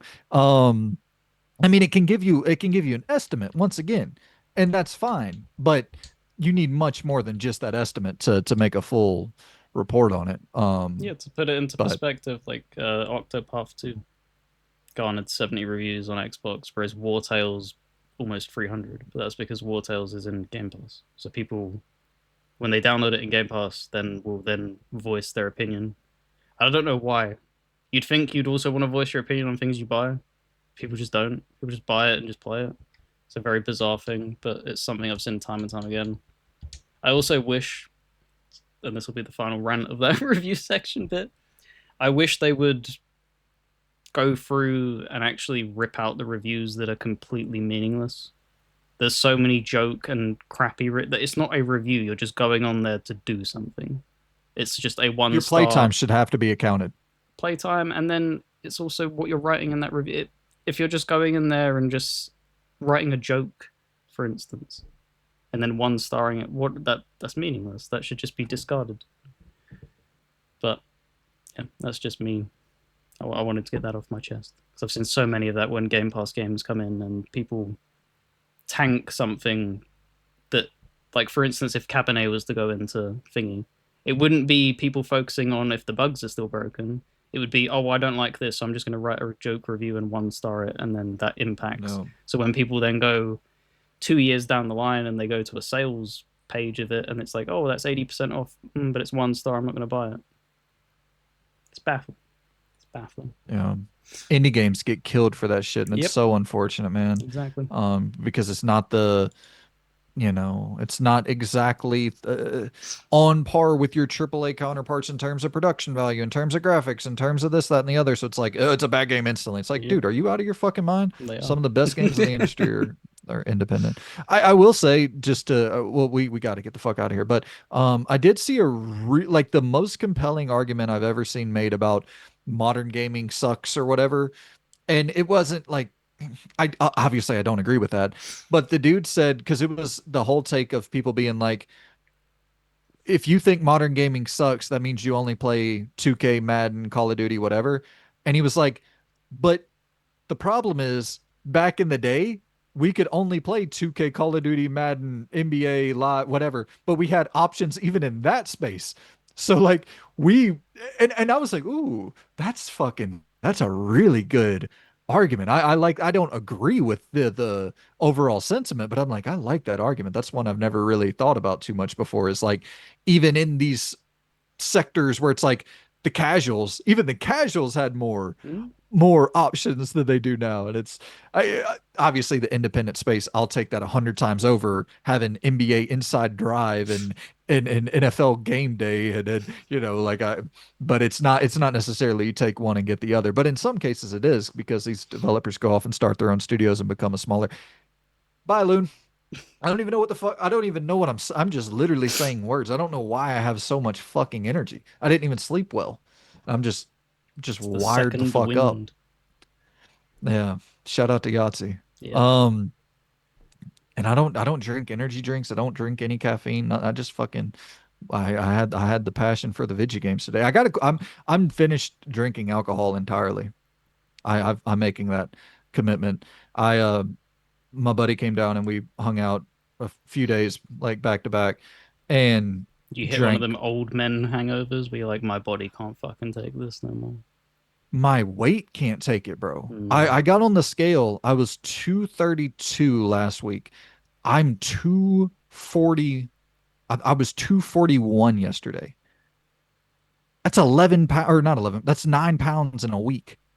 It's fucking crazy. And then I start thinking about it. I'm like, yeah, well, if you drink 14 beers a couple days of the week, that's an additional, if each beer is 100 calories, that's an additional 1,400 calories in your diet Mm. happening multiple times. Like that. So if you combine those up, you have an additional whole fucking day or two that Yep. you're adding to your week of calorie maintenance. It's like, yeah, you're going to gain a fucking ton of weight. So I'm going to have to eat a fucking salad when we get off here, unfortunately.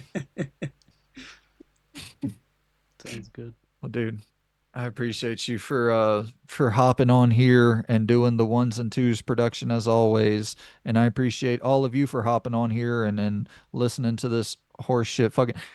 Listen, man, I know I'm biased. I just think these shows are good. Like the Ramble Report specifically, these this configuration of the show that we have, like I just think these are fucking good. Mm. Like even in the converse, sometimes like I listen back, like I said, I'm just like, these are good fucking conversations. I think we just not to toot our own horn, but I just think we got a damn good 1-2 punch for video game discussion. So I hope that y'all enjoy it.